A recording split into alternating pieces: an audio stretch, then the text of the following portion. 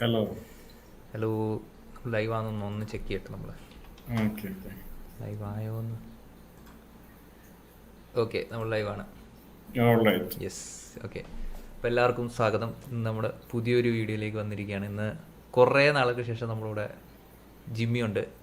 എന്ത് പറ്റി ജിമ്മി, കുറേ ബ്രേക്ക് എടുത്തല്ലോ, എന്താണ് ചാനൽ വരാനൊരു മടി? അയ്യോ, അങ്ങനെയൊന്നുമില്ല. നമ്മളിങ്ങനെ പല തിരക്കുകളായിട്ട് ഇങ്ങനെ പോകുന്നു. പിന്നെ നിങ്ങൾ അങ്ങനെ വിളിച്ചില്ലല്ലോ. അതിനുശേഷം നമ്മളിങ്ങനെ ഡിസ്കഷനൊക്കെ ചെയ്തെങ്കിൽ പിന്നെ നമുക്ക് അങ്ങനെ ഒരു ഓപ്പർച്യൂണിറ്റി നമ്മൾ കിട്ടിയില്ല വിളിക്കണോ? എന്നുള്ളതാണ് സത്യം. അങ്ങനെയല്ല. ഓക്കെ. യാ ഓക്കെ, അപ്പോൾ ഇന്ന് ഒരു വെറൈറ്റി ടോപ്പിക്കാണ്. ശാസ്ത്രവും അറിവും പരിമിതികളും. അപ്പം ഭയങ്കര ചിലപ്പോൾ കോൺട്രവേഴ്സി ആവാനും സാധ്യതയുണ്ട്. എന്നാൽ ഇൻട്രസ്റ്റിംഗ് ടോപ്പിക്കാണ്. എനിക്ക് ഭയങ്കര ഇൻട്രസ്റ്റ് ഉള്ളൊരു ഫീൽഡാണ് ശാസ്ത്രവും, ശാസ്ത്രത്തിൻ്റെ അറിവെന്താണ്, ശാസ്ത്രം എന്താണ്, ശാസ്ത്രത്തിൻ്റെ പരിമിതികൾ എന്താണ്, അറിവിന് പരിമിതികളുണ്ടോ, ഇത്തരം വിഷയങ്ങളൊക്കെ. അപ്പം നമുക്ക് നോക്കാം അതെ, എത്രത്തോളം അതും കോൺട്രവേഴ്സി നമുക്ക് ഈ ഉണ്ടാക്കാൻ. പറഞ്ഞ പോലെ നമ്മൾ തമ്മിൽ അടിയാവുമെന്ന് സംശയമുണ്ട്. കാരണം ഈ പറഞ്ഞ പോലെ പലപ്പോഴും എന്നോട് ചോദിക്കാറുണ്ട്, എന്താണ് യുക്തിവാദികളെ ഉള്ള ഒരു മമത പോരല്ലോ. നമുക്ക് ശരിക്കും പറഞ്ഞാൽ അവരാണ് സയൻസിന്റെ വലിയ അപ്പോസ്തലന്മാരാണ്. പക്ഷെ എന്നാൽ പോലും അതാണ് എപ്പോഴും ആ ഒരു രീതിയിൽ തന്നെ നമ്മൾ ചിന്തിക്കണം. അവരുടെ ആ ഒരു വ്യൂ പോയിന്റ് ആണ് കറക്റ്റ് എപ്പോഴും എന്നുള്ളത് എന്തുകൊണ്ട് സപ്പോർട്ട് ചെയ്യുന്നില്ല എന്നൊക്കെയുള്ള രീതിയിൽ പലരും വിമർശിക്കാറുണ്ട്. അപ്പോ ഈ പറഞ്ഞതുപോലെ യുക്തിവാദികളെ കൊണ്ട് എന്താണ് പ്രയോജനം, ഒരു അതെ, ബുദ്ധിജീവികളെ കൊണ്ട് എന്താണ് പ്രയോജനം എന്ന് സമൂഹത്തിന് സക്കറിയ ഒരു എന്ത് ഗുണമാണ് അവരുണ്ടാക്കിയത്? എന്ത് ഗുണം, അതെ, എന്ത് പ്രയോജനം എന്ന് പറഞ്ഞ പോലെ യുക്തിവാദികളെ കൊണ്ട് എന്ത് പ്രയോജനം? ഓഫ്കോഴ്സ് പ്രയോജനങ്ങൾ ഉണ്ട്. പക്ഷെ ഞാൻ പറഞ്ഞത് അവരുടെ എല്ലാ ആർഗ്യുമെന്റ്സ് കറക്റ്റ് ആണ്. ഉദാഹരണത്തിന് ശാസ്ത്രം മാത്രമാണ് സത്യം, അല്ലെങ്കിൽ ശാസ്ത്രത്തിലൂടെ, അല്ലെങ്കിൽ ശാസ്ത്രം ഒരു കുറെ നമ്മള് എന്താ പറയാ ചോദ്യം ചെയ്യാൻ ആർക്കും പറ്റാത്ത കുറെ സാധനങ്ങളെ പെറുക്കിയെടുത്ത് പ്രതിഷ്ഠിക്കുന്നതാണ് ശാസ്ത്രം. എന്നിട്ട് നമ്മളെല്ലാവരും ശാസ്ത്രത്തിന്റെ വക്താക്കളായിട്ട് അങ്ങനെ ഇരുന്നിട്ട് നിങ്ങളൊക്കെ വരുമ്പോ ഇത് മാത്രം കാണിച്ചു കൊടുത്താൽ മതി, കണ്ടോ, നിങ്ങളതൊന്നും ചോദ്യം ചെയ്യരുത്, അങ്ങനെ പറയുന്ന ഒരു സ്വഭാവം യുക്തിവാദികൾക്കുണ്ടോ എന്നൊക്കെയുള്ളതാണ് ഒരു ഇഷ്യൂ. ഓക്കെ, അപ്പോൾ ഇവിടെ വരുന്ന ആദ്യത്തെ ചോദ്യം തന്നെ ഇതാണ്: എന്താണ് അറിവ്? അറിവുകൊണ്ട് എന്താണ് ജിമ്മി ഉദ്ദേശിക്കുന്നത്? അറിവുകൊണ്ട് എന്താണ് ഉദ്ദേശിക്കുന്നത് വെച്ച് കഴിഞ്ഞാല്, എനിക്ക് തോന്നുന്നു പണ്ടത്തെ ആൾക്കാർക്ക് അറിവുണ്ടായിരുന്നില്ലേ. നമ്മളും എത്രയാ 1 മില്യൺ കൊല്ലമായി ഹോമോ ഇറക്ടസ് ഉണ്ടായിട്ട്. അന്നേ നമ്മൾ മനുഷ്യര് തന്നെയാണ്. 1 മില്യൺ എന്ന് പറഞ്ഞാൽ 10 ലക്ഷം കൊല്ലം. പിന്നെ 2 ലക്ഷം കൊല്ലമൊക്കെ ആയപ്പോഴത്തേക്കും നമ്മൾ മോഡേൺ ആയി. മോഡേൺ മനുഷ്യൻ ഇങ്ങനെ നടക്കുകയാണ്, നമ്മളിങ്ങനെ നടക്കുന്നു. ഉദാഹരണത്തിന് ആലോചിച്ചു, നമ്മള് ഒരു 30,000 കൊല്ലം 50,000 കൊല്ലം മുമ്പ് നമ്മൾ എങ്ങനെയായിരുന്നു? ഇന്ത്യയിൽ തന്നെ ആയിരുന്നു എന്ന് വിചാരിക്കും. നമ്മളെങ്ങനെയായിരുന്നു? ഒരു 200 അല്ലെങ്കിൽ 300 ആൾക്കാരുടെ ആയിട്ട് പോകുന്നു. മോർ കോമൺലി ആക്ച്വലി 50-60 ആൾക്കാരായിട്ടാണ് നമ്മൾ പോകുന്നത്. പക്ഷെ നമ്മുടെ അടുത്ത് നമ്മുടെ തന്നെ റിലേറ്റഡ് ആയിട്ടുള്ള ഇതേപോലെയുള്ള ബാൻഡുകൾ ഉണ്ട് വേറെ. അതിന്റെ അപ്പുറത്ത് നമുക്ക് അറിയാത്ത ആൾക്കാരുണ്ട്, നമുക്ക് അറിയാത്ത ഭാഷകളുണ്ട്. അപ്പൊ അങ്ങനെയുള്ള ആൾക്കാർ. പക്ഷെ നമ്മൾ ബേസിക്കലി ഒരു 50-60 ആയിട്ടുള്ള ഒരു കൂട്ടമായിട്ട് ഇങ്ങനെ നമ്മൾ പോകുന്നു. ചിലപ്പോൾ അത് 100, 200, 300 കൂട്ടങ്ങളായിട്ട് നമ്മൾ ചിലപ്പോൾ കൂടുന്നു. ചില സ്ഥലങ്ങളിലൊക്കെ ചില പ്രത്യേക അവസരങ്ങളിൽ കൂടുന്നു. എന്നിട്ട് ഇങ്ങനെ നമ്മൾ നടക്കുകയാണ്. പക്ഷെ നമ്മുടെ അറിവ് എന്ന് പറയുന്നത് എന്താണ്? നമ്മുടെ അറിവ് മൊത്തം നമ്മുടെ തലയിലാണ്, അല്ലേ? തലയിൽ മാത്രമേ ഉള്ളൂ. ആലോചിച്ച് നോക്ക്. പുസ്തകങ്ങളില്ല, ഒന്നുമില്ല. അപ്പൊ ശരിക്കും പറഞ്ഞാൽ ഞാൻ പലപ്പോഴും നിങ്ങൾ പ്രതീക്ഷ ആലോചിച്ചിട്ടുണ്ടോന്ന് അറിയില്ല. ഈ ആദിവാസികളൊക്കെ, ഈ ഗൊറില്ലയും ചിമ്പാൻസി അങ്ങനത്തെ വലിയ കൂട്ടങ്ങളുണ്ടല്ലോ, ബുൾസിന്റെ കൂട്ടമുണ്ട്, സിംഹത്തിന്റെ കൂട്ടമുണ്ട്. അപ്പൊ അതിലൊക്കെ യൂഷ്വലി കൂട്ടത്തിന്റെ ആ നേതാവ് എന്ന് പറയുന്ന ഒരു ആൽഫ മെയിലാണല്ലേ. അയാള് മിക്കവാറും ഒരു ചെറുപ്പക്കാരനായിരിക്കും, അല്ലെങ്കിൽ ഒരു മിഡിൽ ഏജ്ഡ് ആയിരിക്കും. യൂഷ്വലി തീരെ ചെറുപ്പമായിരിക്കില്ല. സിൽവർ ബാക്ക് അതെ, ഒരു മിഡിൽ ഏജ്ഡ് വലിയ വലിപ്പവും ഒക്കെ ഉള്ള ഒരുത്തനായിരിക്കും. അതിനൊരു എക്സെപ്ഷൻ എന്ന് പറയുന്നത് ആനകളാണ്. പക്ഷെ അതിനകത്ത് കാര്യമില്ല, ആനകളിൽ ആണുങ്ങളില്ല ആ കൂട്ടത്തിൽ. ഓക്കെ, ആണുങ്ങള് പുറത്താക്കിയ ആണുങ്ങൾ ഇങ്ങനെ വാണ്ടർ ചെയ്ത് നടക്കുവാണ് ശരിക്കും പറഞ്ഞ് ചെയ്യുന്നത്. അപ്പൊ അവിടെ കുറച്ച് ശരിയാണ്, കുറച്ചൊരു മുതിർന്ന സ്ത്രീയാണ് അതിന്റെ ആനകളിലെ. പക്ഷെ മനുഷ്യരിലും ശരിക്കും മൂപ്പൻ എന്ന് പറയുന്നത് തന്നെ മൂപ്പൻ എന്നാണ്, അല്ലേ? പല ട്രൈബൽ ലീഡേഴ്സും മൂപ്പൻ എന്ന് പറയുന്നത് മിക്കവാറും ഒരു വയസ്സായ മനുഷ്യൻ, അതായത് 60, 65, 70, 75 വയസ്സായ നല്ല ബോധമുള്ള ഒരു മനുഷ്യൻ. അപ്പൊ എന്തുകൊണ്ടാണ് അയാളല്ലല്ലോ മിക്കവാറും യുദ്ധത്തിന് പോകുന്നു, ഒന്നും അയാളായിരിക്കത്തില്ല. അല്ലെങ്കിൽ ഈവൻ ഒത്തിരി പുള്ളിയുടെ തലയിലാണ് ഏറ്റവും കൂടുതൽ അറിവുള്ളത്, മനസ്സിലായി. പലപ്പോഴും അയാളാണ് പിന്നെ പറഞ്ഞു കൊടുക്കുന്നത്. അതായത് കുറെ അക്കുമുലേറ്റഡ് അറിവുണ്ടായിരിക്കും. യൂഷ്വലി ഒരു കഴിഞ്ഞ ഒരു 5-10 തലമുറയായിട്ട് അതേ ഗോത്രത്തിലുള്ള കുറെ അറിവുകൾ, ഇന്നത് തിന്നാം, ഇന്നത് തിന്നരുത്, ഇന്ന ജീവി പ്രശ്നമാണ്, ഇന്ന ജീവി ഇങ്ങനെ വന്നു കഴിഞ്ഞാൽ ഇങ്ങനെ, അത് നമ്മൾ വിചാരിക്കുന്നതിനേക്കാളും വലിയ അറിവുണ്ട്. ഉദാഹരണം പറഞ്ഞു കഴിഞ്ഞാൽ നമ്മുടെ ആൻഡമാൻ ദ്വീപുകളിൽ സുനാമി ഉണ്ടായ സമയത്ത് മനുഷ്യനായിട്ട് ചിലപ്പോൾ കോണ്ടാക്ട് ഒക്കെ ഉള്ള ചെറിയ കുറച്ച് ട്രൈബ്സും ഉണ്ട്, മനുഷ്യരായിട്ട് തീരെ കോണ്ടാക്ട് ഇല്ലാത്ത ട്രൈബ്സും ഉണ്ട്. അപ്പൊ ആ കോണ്ടാക്ട് ഉള്ള ട്രൈബ്സിനകത്ത് ആൾക്കാർ അന്വേഷിച്ചപ്പോൾ എന്താ സംഭവിച്ചതെന്ന് വെച്ച് കഴിഞ്ഞാൽ അവിടെ ആ വെള്ളം വരുന്നതിന് മുമ്പേ മിക്ക ആക്ച്വലി ട്രൈബൽസും രക്ഷപ്പെട്ടു എന്നുള്ളതാണ് പറയപ്പെടുന്നത്.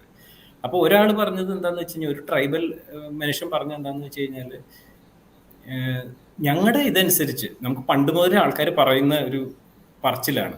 അതായത് ഈ തീരത്തിൽ നിന്ന് വെള്ളം ഇങ്ങനെ അകന്നങ്ങ് പോവാണ്. അപ്പം അതൊരു ഇതാണ് കേട്ടില്ല, ഇങ്ങനെ സുനാമി അടിക്കുമ്പോൾ തീരത്തിൽ നിന്ന് വെള്ളം ഇങ്ങനെ അകന്ന് ലാൻഡ് തെളിഞ്ഞു വരും. അപ്പൊ അവര് പറയുന്ന ലാൻഡും സീയും തമ്മിലൊരു യുദ്ധം നടക്കുക, മനസ്സിലായി. അപ്പൊ ലാൻഡ് നമ്മൾ ഇങ്ങനെ ജയിച്ച് കയറി കഴിയുമ്പോൾ എന്ത് പറ്റും, സീ അതിഭയങ്കരമായിട്ട് തിരിച്ചടിക്കും.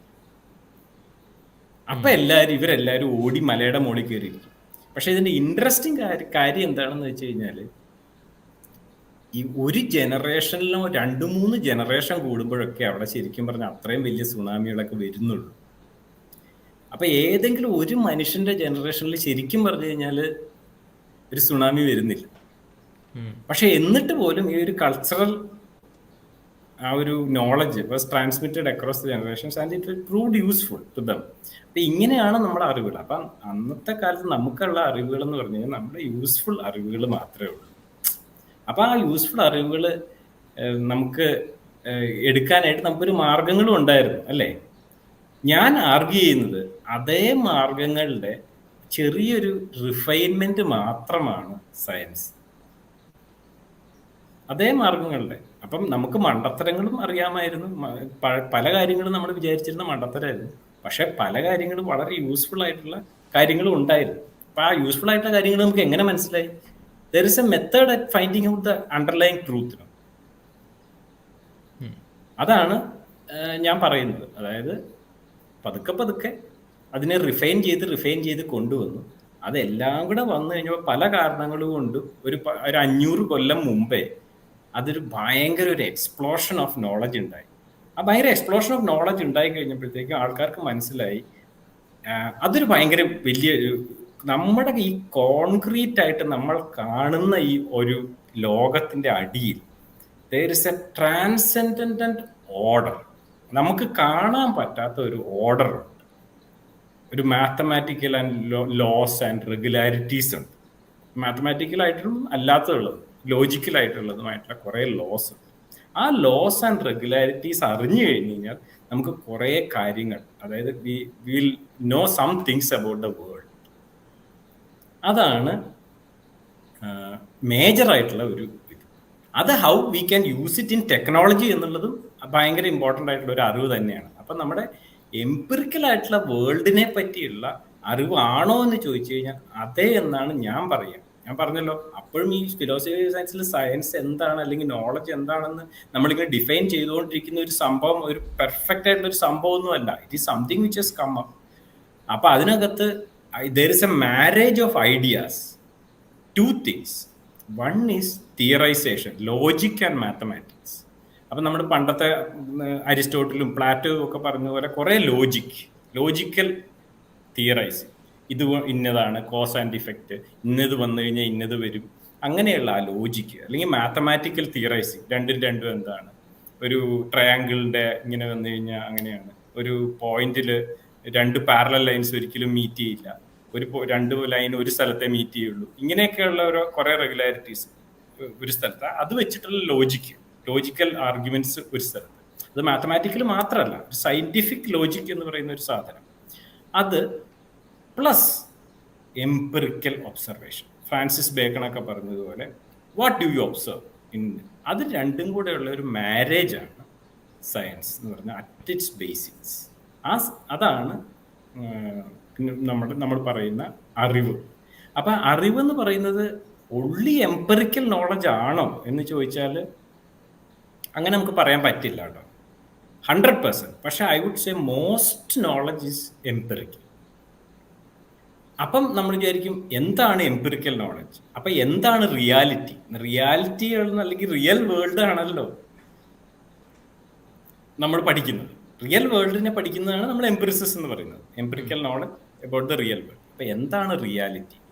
എന്താണ് റിയാലിറ്റി എന്ന് വെച്ചാൽ നമ്മൾ കാണുന്ന ലോകം ഒരു കോൺക്രീറ്റ് റിയാലിറ്റിയാണ്. ഓഫ് കോഴ്സ് അതിനെപ്പറ്റിയും കൺഫ്യൂഷൻ ഉണ്ടാവാം.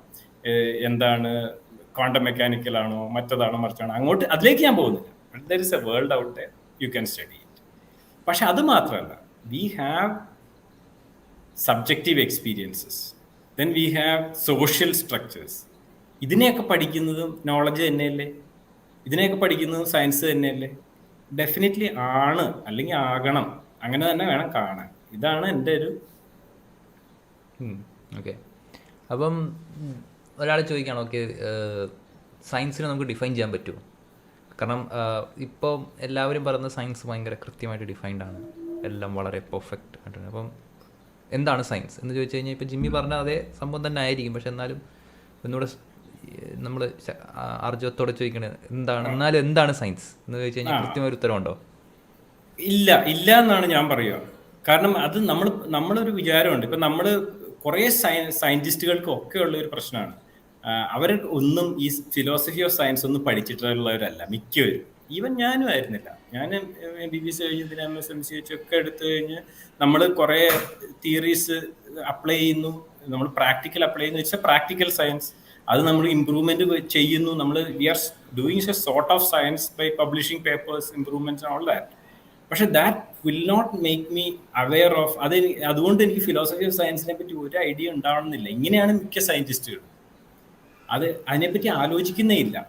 പക്ഷെ അപ്പം നമ്മൾ ആൾക്കാർ നമ്മളെ ക്വസ്റ്റ്യൻ ചെയ്യാൻ നോക്കുകയാണ്. നിങ്ങൾ ഇത് തെറ്റല്ലേ, നിങ്ങൾ അത് തെറ്റല്ലേ, ഇത് നിങ്ങൾ ഇങ്ങനെ പറഞ്ഞുകൊണ്ടിരുന്നു, പക്ഷേ നിങ്ങൾ ആലോചിച്ച് നോക്കൂ, താലിഡോമൈഡ് ഡിസാസ്റ്റർ വന്നപ്പോൾ അതൊക്കെ തെറ്റായെന്ന് മനസ്സിലായില്ലേ?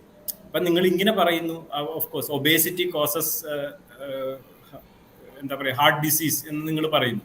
പക്ഷേ ഇന്ന പേപ്പറിൽ മറ്റേ ഡോക്ടർ പറഞ്ഞിട്ടുണ്ടല്ലോ അങ്ങനെ ഒരു സാധനം ഇല്ലെന്ന്. ഇങ്ങനെ പറയുമ്പം നമ്മുടെ ഉത്തരം മുട്ടിപ്പോകുന്നത് എന്തുകൊണ്ടാണ്? അതിന് ഉത്തരം മുട്ടിപ്പോകുന്നത് നമുക്ക് ആ ഒരു ഫിലോസഫി ഓഫ് സയൻസ് എന്ന് പറയുന്ന കൺസെപ്റ്റ് ഇല്ലാത്തതുകൊണ്ട്. ശരിക്കും പറഞ്ഞു എന്താണ് ഫിലോസഫി ഓഫ് സയൻസ്? അപ്പോൾ അബ്സല്യൂട്ട് പ്രൂഫിനെ ആൾക്കാർ ക്വസ്റ്റ്യൻ ചെയ്യുന്നത് പോലെയാണ്. ശരിക്കും പറഞ്ഞാൽ അങ്ങനെയാണോ? ശരിക്കും പറഞ്ഞാൽ science cannot prove anything. 100% proof എന്ന് പറയുന്ന ഒരു സാധനം ഒരു കാര്യത്തിനും സയൻസിന് കൊടുക്കാൻ പറ്റില്ല. എന്തെങ്കിലും ഉണ്ട് അല്ലെങ്കിൽ ഇങ്ങനെയാണ് സംഭവം എന്നുള്ള ഒരു പെർഫെക്റ്റ് പ്രൂഫ് സയൻസ് ഉണ്ടാക്കുന്നേ ഇല്ല. എന്തെങ്കിലും ഇല്ല എന്ന് പറയുന്ന ഒരു പെർഫെക്റ്റ് പ്രൂഫ് സയൻസ് ഉണ്ടാക്കുന്നേ ഇല്ല. സയൻസ് ചെയ്യുന്നത്, അത് ഞാൻ ഈ അടുത്ത കാലത്ത് ഒരു നല്ലൊരു ഡെഫിനിഷൻ കണ്ടപ്പോൾ ഞാനത് എഴുതിയെടുത്തതാണ്, ഞാൻ വായിക്കാം. സയൻസ് എന്ന് പറയുന്നത് വളരെ റിലയബിൾ ആയിട്ടുള്ള സംഭവങ്ങളാണ്. ആ വളരെ റിലയബിൾ ആണ്, നമുക്കറിയാം, അത് വളരെ യൂസ്ഫുൾ ആണ്, വളരെ റിലയബിൾ ആണ്. ആ reliability of the truth of science or the truths defined by science or എന്താ പറയുക what we get from science arises because of the creation of consensus conclusions by credible experts using comprehensive bodies of evidence that are systematically acquired and evaluated using scientific logic and must pass through institutional filters such as legitimate peer-reviewed publications. ഇതാണ്, അതായത് a creation of consensus conclusions. അതായത് Thomas കുൻ പറഞ്ഞതുപോലെ it is ഒരു body, ഒരു വിശ്വാസ സംഹിതയാണെന്ന് പറഞ്ഞു കഴിഞ്ഞാൽ വലിയ തെറ്റില്ല. അങ്ങനെ പറഞ്ഞു കഴിഞ്ഞാൽ പ്രശ്നമാണ്. ഇതാണ് കുറേ ആൾക്കാർ ഇങ്ങനെയുള്ള നമ്മൾ ഇതിനെപ്പറ്റി പറയുമ്പോൾ, ഫിലോസഫി ഓഫ് സയൻസിനെ പറ്റി ഇങ്ങനെ നമ്മൾ വേഗമായിട്ട് പറഞ്ഞു കഴിഞ്ഞു കഴിഞ്ഞാൽ ആൾക്കാർക്ക് അതിലുള്ള വിശ്വാസ്യത പോകും. ഒരു ആർഗ്യുമെന്റ് ആണ്. ഈ ആർഗ്യുമെന്റിനെ ഞാൻ അങ്ങനെ തന്നെ തള്ളുകയാണ്. കാരണം എന്താണെന്ന് വെച്ച് കഴിഞ്ഞാൽ ഇവിടെയൊക്കെയാണ് പ്രശ്നം വരുന്നത്. നമ്മൾ എന്തെങ്കിലും ഒരു സാധനം അതല്ല എന്ന് പറഞ്ഞിട്ട് വേറൊരു സാധനത്തെ കാണിച്ചു കഴിയുമ്പോൾ ഈ പല സയന്റിഫിക് ഫാക്ട്സിനെയും അല്ലെങ്കിൽ പല സയന്റിഫിക് കൺക്ലൂഷൻസിനെയും ക്വസ്റ്റ്യൻ ചെയ്യുന്നവര് മണ്ടന്മാരൊന്നുമല്ല. അതാണ് നമ്മൾ ആദ്യം മനസ്സിലാക്കുന്നത്. പൊതുജനവും മണ്ടന്മാരല്ല. പിന്നെ സയൻസ് എന്ന് പറയുന്ന ആരുടെയും കുത്തകയൊന്നുമല്ല. കുറെ ആൾക്കാർ സയൻസ് ചെയ്യുന്നു, ബാക്കി എല്ലാവരും അത് അന്തം വിട്ട് നോക്കി നിൽക്കുന്നു. അങ്ങനെയും അല്ലല്ലോ. കാരണം നമ്മുടെ ഈ സമൂഹത്തിൽ മിക്ക ആൾക്കാരും എന്തെങ്കിലും രീതിയിൽ സയൻസ് പ്രയോഗത്തിൽ ചെയ്യുന്നവരും അതിനെപ്പറ്റി അറിവുള്ളവരുമാണ് അല്ലേ. ഇപ്പോൾ ഒരു കൃഷിക്കാരനെ കാര്യം തന്നെ ആലോചിച്ചു. അദ്ദേഹം ശരിക്കും പറഞ്ഞു കഴിഞ്ഞാൽ അദ്ദേഹത്തിന് കൃഷിയെ പറ്റി ഒരു നല്ല സയന്റിഫിക് അവയർനെസ് ഉണ്ടെങ്കിൽ അയാൾ എന്തുമാത്രം നല്ല കൃഷിക്കാരനാവും. മാത്രമല്ല മിക്കവർക്കും കുറെ അവയർനെസ് ഉണ്ട് തന്നെ. കാരണം അവർക്കറിയാം ഇപ്പോഴത്തെ കൃഷി എങ്ങനെയാ ചെയ്യേണ്ടതെന്നും എങ്ങനെയാ ചെയ്യേണ്ടതെന്നൊക്കെ. അപ്പം അതുപോലെ തന്നെയാണ് ഒത്തിരി കാര്യങ്ങൾ. ഇപ്പോൾ ഒരു പ്ലംബർ ആയിക്കോട്ടെ, ആരായിക്കോട്ടെ, ഏത് മനുഷ്യനായിക്കോട്ടെ, ഒരു പ്രോഗ്രാമർ ആയിക്കോട്ടെ, എല്ലാവരും they are learning science, they know about that and they apply science in there particular field. അവരുടെ ഫീൽഡിൽ സയൻസ് അവർ അപ്ലൈ ചെയ്യുന്ന ആൾക്കാരുമാണ്. അപ്പം മാത്രമല്ല എല്ലാ സയന്റിഫിക് കൺസെപ്റ്റ്സിനെ പറ്റിയും എല്ലാ ഏരിയ ഓഫ് സയൻസ്, ഫിസിക്സും കെമിസ്ട്രിയും ബയോളജിയും അല്ലെങ്കിൽ ബയോളജി ഫുള്ള് ഒരാൾക്കും അറിയാനായിട്ട് പറ്റില്ല. അപ്പൊ അതിന്റെ ബേസിക്കലി വാട്ട് ഈസ് ഹാപ്പനിങ് എന്നറിഞ്ഞാല് ആൾക്കാർക്ക് ഓരോ ഫീൽഡിലും ഒരു കൺക്ലൂഷൻസ് ഏതാണ് consensus conclusion. It is a consensus conclusion എന്നുള്ളത് നമ്മൾ വളരെ ഇമ്പോർട്ടൻ്റ് ആയിട്ട് ഒരു സാധനമാണ് അതിനകത്ത്. It's a consensus. പക്ഷേ what is it a consensus of? It is a consensus conclusions by credible experts. അത് നമുക്ക് പറയാൻ മടിയാണ്, അത് പറയാൻ മറക്കരുത്, അത് നമ്മൾ മടിക്കരുത്. ഇതൊരു ഡെമോക്രസി അല്ല, ഇതൊരു ജനാധിപത്യമല്ല ഇത്. പക്ഷെ അത് പറയുമ്പോഴും ആൾക്കാർക്ക് പ്രശ്നമുണ്ട്. ഉദാഹരണത്തിന് ഒരു പോസ്റ്റ് മോഡേണിസ്റ്റുകൾ എന്ന് പറയുന്ന ആൾക്കാർക്കൊക്കെ അത് ഭയങ്കര പ്രശ്നമാണ്. അങ്ങനത്തെ കുറെ ആർട്ടിസ്റ്റിക് ആയിട്ടുള്ള കുറെ അങ്ങനത്തെ ആൾക്കാരുണ്ട്. അതായത് ഇത് മൊത്തം ഒരു മാനുഫാക്ചറാണ്, ഒരു സോഷ്യൽ കൺസ്ട്രക്റ്റാണ്. റിയാലിറ്റി മൊത്തം ഒരു സോഷ്യൽ കൺസ്ട്രക്റ്റാണ്. അപ്പോൾ ക്വാളിറ്റേറ്റീവ് ഒരു വ്യൂ ഓഫ് ക്വാളിറ്റേറ്റീവ് റിസർച്ചൊക്കെ ചെയ്യുന്ന ആൾക്കാർ ആരും, ഞാനും ക്വാളിറ്റേറ്റീവ് റിസർച്ച് ചെയ്യുന്നതാണ്, എങ്ങനെയാണെന്ന് എനിക്കറിയാം. പക്ഷെ ക്വാളിറ്റേറ്റീവ് റിസർച്ച് ചെയ്യുന്ന ആരും ഒരിക്കലും വിചാരിക്കുന്നില്ല ആക്ച്വലി ഒബ്ജക്റ്റീവ് റിയാലിറ്റി എക്സിസ്റ്റ് ചെയ്യുന്നില്ല. പക്ഷെ എന്നാൽ പോലും കുറെ ആൾക്കാർ ആർഗ്യൂ ചെയ്യുന്നത് പോസ്റ്റ് മോഡേണിക് തോട്ടിന്റെ ഒരു ഫണ്ടമെന്റൽ ഇത് തന്നെ, ഒബ്ജക്റ്റീവ് റിയാലിറ്റി എന്ന് പറയുന്ന സാധനം ഇല്ല, എല്ലാ റിയാലിറ്റി സബ്ജക്റ്റീവാണ്. അത് നമുക്ക് ആക്സെപ്റ്റ് ചെയ്യാൻ പറ്റുമോ? അത് ആക്സെപ്റ്റ് ചെയ്യാൻ ഭയങ്കര പാടാണ്. കാരണം അത് ആക്സെപ്റ്റ് ചെയ്ത് കഴിഞ്ഞാൽ സയൻസ് ഇല്ല, ആക്ച്വലി എംപിറിസിസം ഇല്ല. സയൻസ് എന്ന് പറയുന്നതും അല്ലെങ്കിൽ എംപിറിക്കൽ നോളജും എക്സിസ്റ്റ് ഓൺ ദ ബിലീഫ് എന്നല്ല, അസംഷൻ. അതിനെതിരെ നമുക്ക് വാദിക്കാം, കറക്റ്റാണ്. പക്ഷെ the assumption is always there that my subjective reality is different and an objective reality is out there and we can agree about that objective reality. Complete agree ചെയ്യാൻ പറ്റില്ല, because we are all different people അല്ലേ. പ്രതീക്ഷ മറ്റേ അതിന് കാണുന്നത് മിക്ക കാര്യങ്ങളെ കാണുന്നത് വേറൊരു രീതിയിലായിരിക്കും, ഞാൻ കാണുന്നത് വേറൊരു രീതിയിലായിരിക്കും. പക്ഷെ എന്നാലും on most things you can agree. ആ എഗ്രി ചെയ്യുന്നത് ഔട്ട്സൈഡ് വേറൊരു ലോകം ഉള്ളത് കൊണ്ടാണ്. അത് എപ്പോഴാണ് എഗ്രിമെന്റ് ഏറ്റവും നന്നായിട്ട് വരിക? ഫിസിക്സിലും കെമിസ്ട്രിയിലും കോൺക്രീറ്റ് കാര്യങ്ങളൊക്കെ ആയിരിക്കും. സൈക്കോളജിയിലും സോഷ്യോളജിയിലും ഹിസ്റ്ററിയിലും പൊളിറ്റിക്സിലും ഒക്കെ വരുമ്പോൾ നാച്ചുറലി വലിയ വലിയ വ്യത്യാസങ്ങൾ വന്നുകൊണ്ടേയിരിക്കും.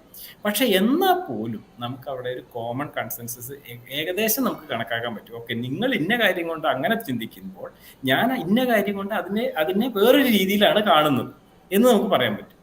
ചുരുക്കി പറഞ്ഞാൽ there is an outside world out there. ആ വേൾഡിനെ പറ്റി നമുക്ക് നമ്മൾ പറയുന്ന സംഭവങ്ങളാണ് സയൻസിലുള്ളത്. അപ്പൊ അതൊരു ജനാധിപത്യമല്ല, അത് ക്രെഡിബിൾ എക്സ്പേർട്സ് ആണ്. അത് വളരെ ഇമ്പോർട്ടന്റ് ടോപ്പിക്കാണ്. അപ്പൊ നമ്മൾ ഈ അതോറിറ്റി ബയാസ് എന്നൊക്കെ പറഞ്ഞ് നമ്മൾ എപ്പോഴും ഈ ആർഗ്യുമെന്റ്സിൽ സ്ഥിരം അപ്പീൽ ടു അതോറിറ്റി ആർഗ്യുമെന്റിൽ നമ്മൾ സ്ഥിരം പ്രത്യേകിച്ച് യുക്തിവാദികൾ എടുത്തും പിന്നെ പെരുമാറുന്ന സാധനങ്ങളാണ് ഈ ലോജിക്കൽ ഫാലസീസ്. ഈ സ്വയം ആ ഫാലസി അവർ പഠിക്കാറില്ല. സ്വയം ആ ഫാലസി അവർ പഠിക്കാറില്ല. കാരണം ഈ ഫാലസി എന്നൊക്കെ പറയുന്നതൊക്കെ എല്ലാവരും ഇങ്ങനെ ഉണ്ടാക്കുന്ന ഓരോ വാക്കുകളാണ്. ഫോൾസിഫയബിലിറ്റി, ഇതൊന്നും മാത്തമാറ്റിക്സ് ഒന്നുമല്ല. ഈ ഈ അപ്പീൽ ടു അതോറിറ്റി എന്ന് പറയുന്ന സാധനം, ഈ അപ്പീൽ ടു അതോറിറ്റി ഇല്ലാതെ എങ്ങനെയാണ് ഒരാൾക്ക് ഒരു സയന്റിഫിക് ആർഗ്യുമെന്റ് എടുക്കാൻ പറ്റുന്നത്? ഉദാഹരണത്തിന് എൻ്റെ ശരിക്കും പറഞ്ഞ ഏരിയ ഓഫ് എക്സ്പെർട്ടൈസ് എന്ന് പറഞ്ഞു കഴിഞ്ഞാൽ ഈ റീകൺസ്ട്രക്റ്റീവ് മൈക്രോസർജറിയിൽ ഞാൻ സ്ഥിരമായി പ്രാക്ടീസ് ചെയ്യുന്ന, ഞാൻ കുറെ പേപ്പേഴ്സ് ഒക്കെ ഉണ്ടാക്കിയിട്ടുള്ള ചില ചുരുക്കം കാര്യങ്ങളിൽ മാത്രമേ എൻ്റെ യഥാർത്ഥ എക്സ്പെർട്ടൈസ് ഉള്ളൂ. ബാക്കിയൊക്കെ ഞാൻ വായിച്ച് മനസ്സിലാക്കിയതാണ്. അപ്പം ഓഫ് കോഴ്സ് ബയോളജി അങ്ങനത്തെ ചില കാര്യങ്ങളിലൊക്കെ, ബയോളജി ആണെങ്കിലും സൈക്കോളജിയിൽ ഞാൻ പഠിച്ചിട്ടുള്ളതാണ്. അതുകൊണ്ട് അങ്ങനത്തെ കാര്യങ്ങളിൽ എനിക്ക് ഒറിജിനൽ ആർട്ടിക്കിൾസ് നമുക്ക് വായിച്ച് സ്വന്തം കൺക്ലൂഷൻസിൽ എത്താം എന്ന് വിചാരിക്കാം. പക്ഷെ അതിന്റെ അർത്ഥം എന്താ? ഞാൻ ഫിസിക്സ് വായിച്ച് മനസ്സിലാക്കുന്ന എല്ലാം തെറ്റാണെന്നാണ്, ഞാൻ ഹിസ്റ്ററി വായിച്ച് മനസ്സിലാക്കുന്ന എല്ലാം തെറ്റാണെന്നാണ്, എക്കണോമിക്സ് വായിച്ച് മനസ്സിലാക്കുന്ന എല്ലാം തെറ്റാണെന്നാണ്? അല്ലല്ലോ. അത് എവിടെ നിന്നാണ് എനിക്ക് അതിലുള്ള എസ്പെഷ്യലി ഇപ്പൊ ഫിസിക്സ് പോലെയുള്ളതും കെമിസ്ട്രിയിലെ ചില കാര്യങ്ങളും ഒന്നും ഒറിജിനൽ ആർട്ടിക്കിൾസ് വായിച്ച് മനസ്സിലാക്കാനുള്ള കഴിവ് എനിക്കില്ല. അതുപോലെ തന്നെയാണ് ഇപ്പം ഇപ്പം നോൺ മെഡിക്കൽ അല്ലെങ്കിൽ നോൺ ബയോളജിക്കൽ ആയിട്ടുള്ള ആൾക്കാർക്ക് അതിന്റെ ഒറിജിനൽ ആർട്ടിക്കിൾസ് വായിച്ച് മനസ്സിലാക്കി ഒരു കൺക്ലൂഷനിൽ എത്താൻ സാധിക്കില്ല. നമ്മളെപ്പോഴും സെക്കൻഡറി സോഴ്സിനെ തന്നെയാണ് ആശ്രയിക്കുന്നത്. ശരിയല്ലേ? ഇത് ഈ അപ്പീൽ ടു അതോറിറ്റിയിൽ വരുന്ന ഒരു സംഭവം എന്ന് വെച്ച് കഴിഞ്ഞാൽ, അപ്പീൽ ടു അതോറിറ്റി എന്ന് പറഞ്ഞു കഴിഞ്ഞാൽ ജസ്റ്റ് ഒരു അതോറിറ്റിയെ കോട്ട് ചെയ്യുന്നു എന്നതല്ല appeal to authority fallacy. Appeal to authority fallacy എന്ന് വെച്ചാൽ നമ്മൾ ആ ഡൊമെയിനിൽ ക്രെഡിബിൾ ആയിട്ടുള്ള എക്സ്പെർട്ടീസ് ഇല്ലാത്ത ഒരാളെ കോട്ട് ചെയ്തിട്ട് നമ്മൾ പറയുകയാണ്, നോക്കൂ ഇപ്പോൾ റിച്ചാർഡ് ഡോക്കിൻസ് പറഞ്ഞിട്ടുണ്ട് ജനാധിപത്യം മോശമാണ്, അങ്ങനെ എന്തെങ്കിലും ഒരു എക്സാമ്പിൾ. ഇപ്പോൾ റിച്ചാർഡ് ഡോക്കിൻസിൻ്റെ ഡൊമെയിൻ പൊളിറ്റിക്സിലല്ല. അപ്പോൾ ഞാൻ റിച്ചാർഡ് ഡോക്കിൻസിനെ കൊണ്ട് റിച്ചാർഡ് ഡോക്കിൻസ് വരെ പറഞ്ഞിട്ടുണ്ട് ഇങ്ങനെയാണ്. റിച്ചാർഡ് ഡോക്കിൻസ് പറഞ്ഞിട്ടില്ല, ഞാൻ ഒരു എക്സാമ്പിൾ എടുത്തേ ഉള്ളൂ, നീ നാളെ റിച്ചാർഡ് ഡോക്കിൻസ്. അപ്പം അത് അങ്ങനെ പറയുമ്പോൾ ഉടനെ അതൊരു അപ്പീൽ ടു അതോറിറ്റിയാണ്. കാരണം അവിടെ അയാൾ ആ ഡൊമെയിനിലെ അതോറിറ്റി അല്ല. ഇനി പക്ഷെ എന്നാ പോലും അതൊക്കെ ഒരു വേഗാണ് അല്ലേ? ഉദാഹരണത്തിന് വളരെ കൺസിസ്റ്റന്റ് ആയിട്ട് ഭയങ്കര അറിവുള്ള, വൈഡായിട്ട് വായിച്ചിട്ടുള്ള അറിവുള്ള, എപ്പോഴും കൺസിസ്റ്റന്റ് ആയിട്ട് ഭയങ്കര സെൻസ് പറയുന്ന ഒരാളിനെ നമ്മൾ കോട്ട് ചെയ്യുമ്പോൾ അത് അപ്പീൽ ടു അതോറിറ്റി ആണെന്ന്, അത് ശരിയല്ല എന്ന് പറഞ്ഞാൽ പോലും it has got some credibility അല്ലേ? സോ ഇതൊക്കെ ഒരു വേഗാണ്, ഇതൊക്കെ വേഗാണ്. ലോജിക്കൽ ഫാലസീസ് അല്ലേ ഇതൊക്കെ? ഇതൊന്നും ലോജിക്കൽ ഫാലസീസ് പറയാൻ പറ്റില്ല. പക്ഷെ അനദർ ലോജിക്കൽ ഫാലസിയുടെ പ്രശ്നം ഞാൻ പറയാം. ഇങ്ങനെ ലോജിക്കൽ ഫാലസി എന്ന് പറയുന്നത് ഒന്ന് അഡ് ഹോമിനമാണ് അല്ലെ? അഡ് ഹോമിനം. പക്ഷെ ഈ അഡ് ഹോമിനത്തിനകത്ത് ഒരു ചെറിയ പ്രശ്നം, നിങ്ങൾ ഒരു നിരീശ്വരവാദി ആയതുകൊണ്ടാണ് അങ്ങനെ പറയുന്നത് എന്ന് പറയുമ്പോൾ അത് അഡ് ഹോമിനം ആണ് ശരിക്കും ഇൻ വൺ വേ. അല്ലെങ്കിൽ നിങ്ങളൊരു ഇസ്ലാം മതവിശ്വാസി ആയതുകൊണ്ടാണ് ഇങ്ങനെ പറയുന്നത്, അഡ് ഹോമിനമാണ്, ശരിയല്ലേ? അല്ലെങ്കിൽ നിങ്ങളൊരു സംഖ്യ ആയതുകൊണ്ടാണ് ഇങ്ങനെ പറയുന്നത്, അഡ് ഹോമിനമാണ്, ശരിയല്ലേ? പക്ഷെ എന്നാ പോലും ഇതിന് അവിടെ റെലവൻസ് ഉണ്ടോ എന്ന് ചോദിച്ചാൽ ഉണ്ട്. റെലവൻസ് ഇല്ലേ? റെലവൻസ് ഉണ്ടെന്നാ ഞാൻ പറയാം. കാരണം അത് ആർഗ്യുമെന്റ് അനുസരിച്ചിരിക്കും. ഇത് ആർഗ്യുമെന്റ് ആ ഒരു പർട്ടിക്കുലർ സംഭവം ആ പർട്ടിക്കുലർ ബിലീഫ് സിസ്റ്റം കാരണം ആ ആർഗ്യുമെന്റ് ഭയങ്കര ബയസ്ഡ് ആവാൻ സാധ്യതയുണ്ടെങ്കിൽ അതിന് അവിടെ റിലവൻസ് ഉണ്ട്.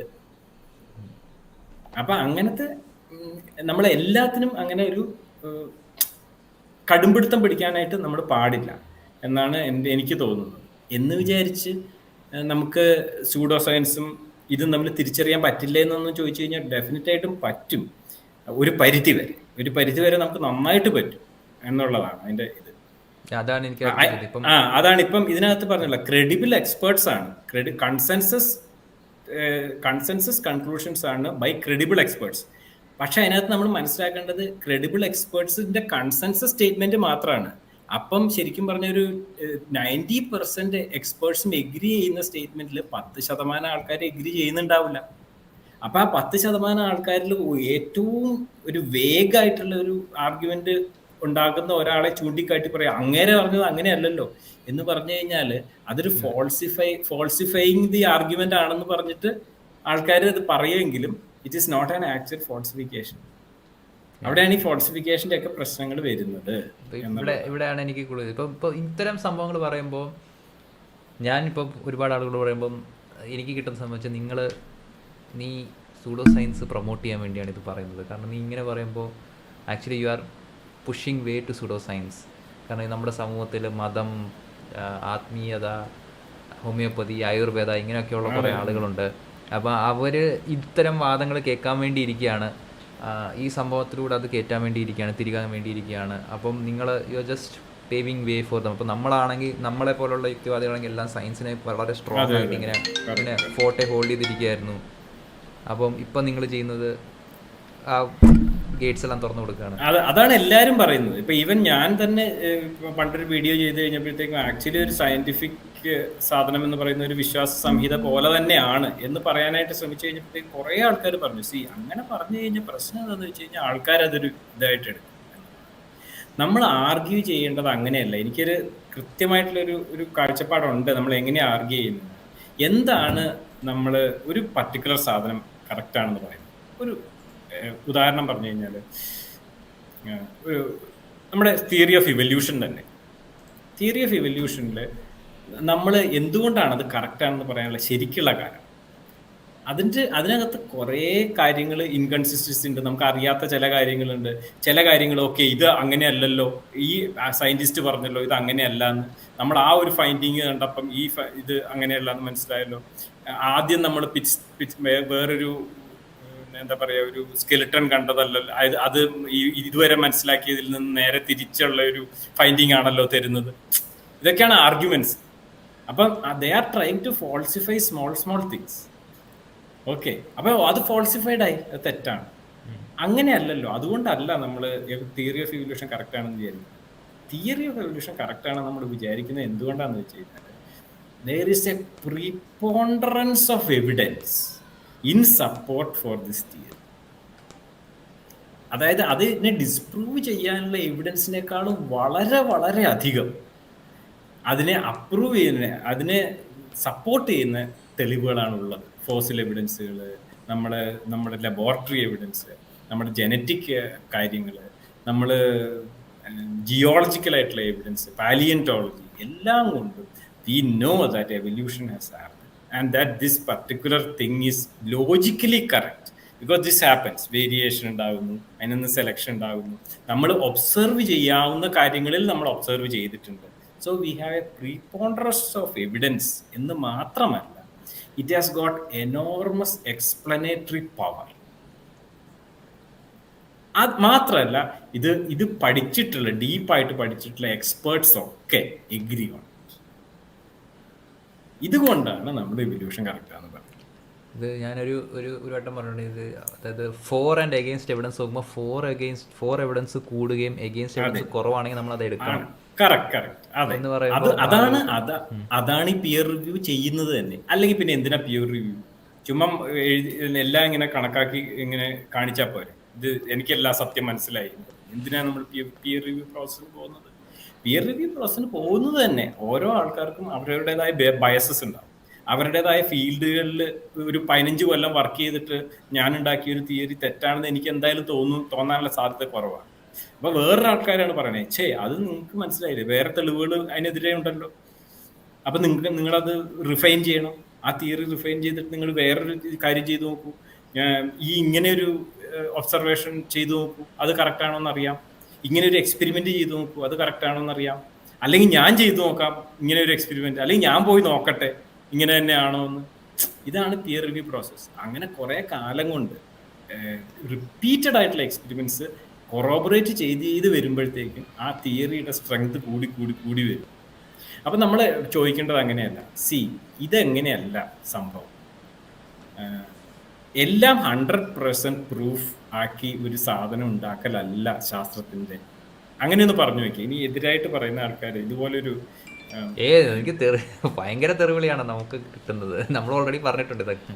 ഭയങ്കര ഒരു റിലീജിയനെ അറ്റാക്ക് ചെയ്യുന്ന മാതിരിയാണ് നമ്മളിപ്പോ സയൻസിൽ എന്തെങ്കിലും പറഞ്ഞു. അല്ല, അങ്ങനെയുള്ളവരാണ് ഇതിന്റെ ഏറ്റവും വലിയ ശാപം. ഞാൻ പറഞ്ഞു കഴിഞ്ഞാൽ ഇതിനെ ഇങ്ങനെ നമ്മൾ ശരിക്കും പറഞ്ഞു കഴിഞ്ഞാൽ ഒരു കോമൺ സെൻസ് ആയിട്ടുള്ള ഒരു സയന്റിഫിക് ലിറ്ററസിയുടെ എതിരായിട്ടുള്ള സാധനമാണ് ഇങ്ങനത്തെ ഡോഗ്മാറ്റിക് ആയിട്ടുള്ള position.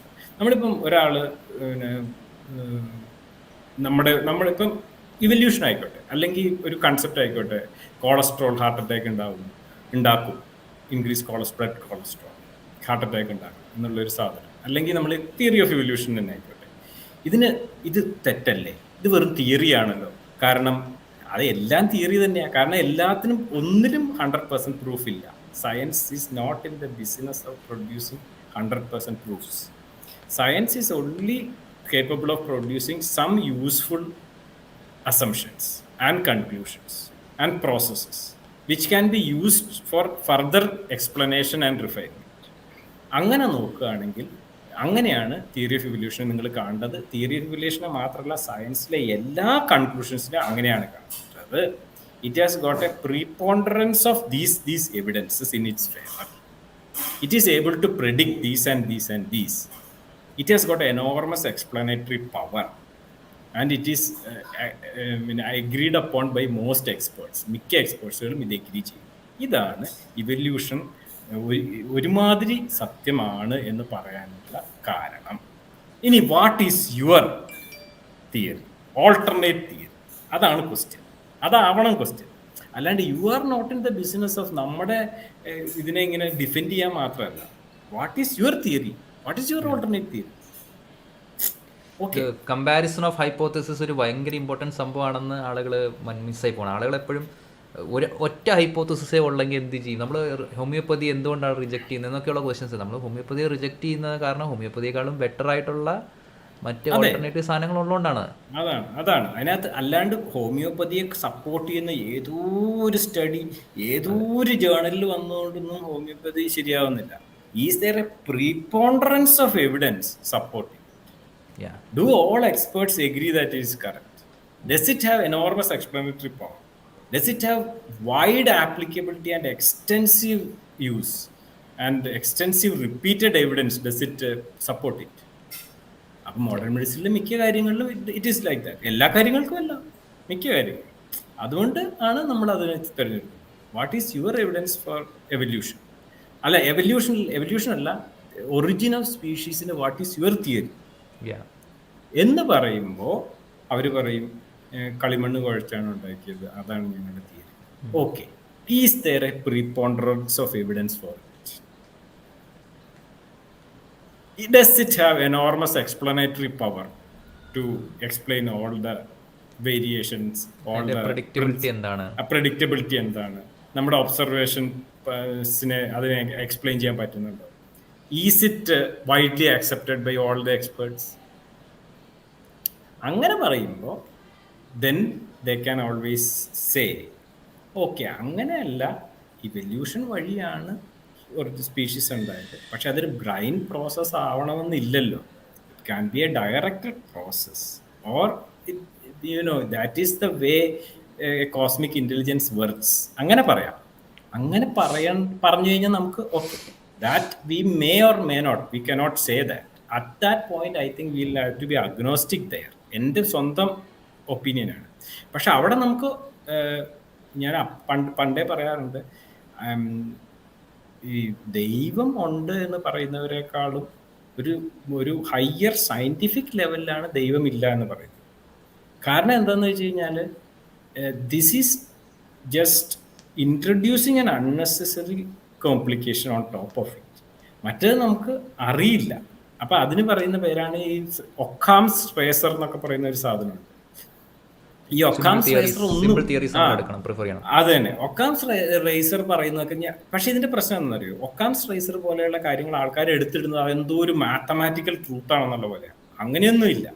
It is just A rule of guide line, just A general guide line. Okay, നമ്മൾ ഒത്തിരി കോംപ്ലിക്കേറ്റഡ് അല്ലാത്ത ഏറ്റവും സ്ട്രെയിറ്റ് ഫോർവേഡ് ആൻഡ് ഏറ്റവും സിമ്പിൾ സാധനം ആയിരിക്കാനാണ് സാധ്യത കറക്റ്റ് എന്ന് മാത്രമേ നമുക്ക് പറയാൻ പറ്റൂ. So you can take that എന്നേ ഉള്ളൂ.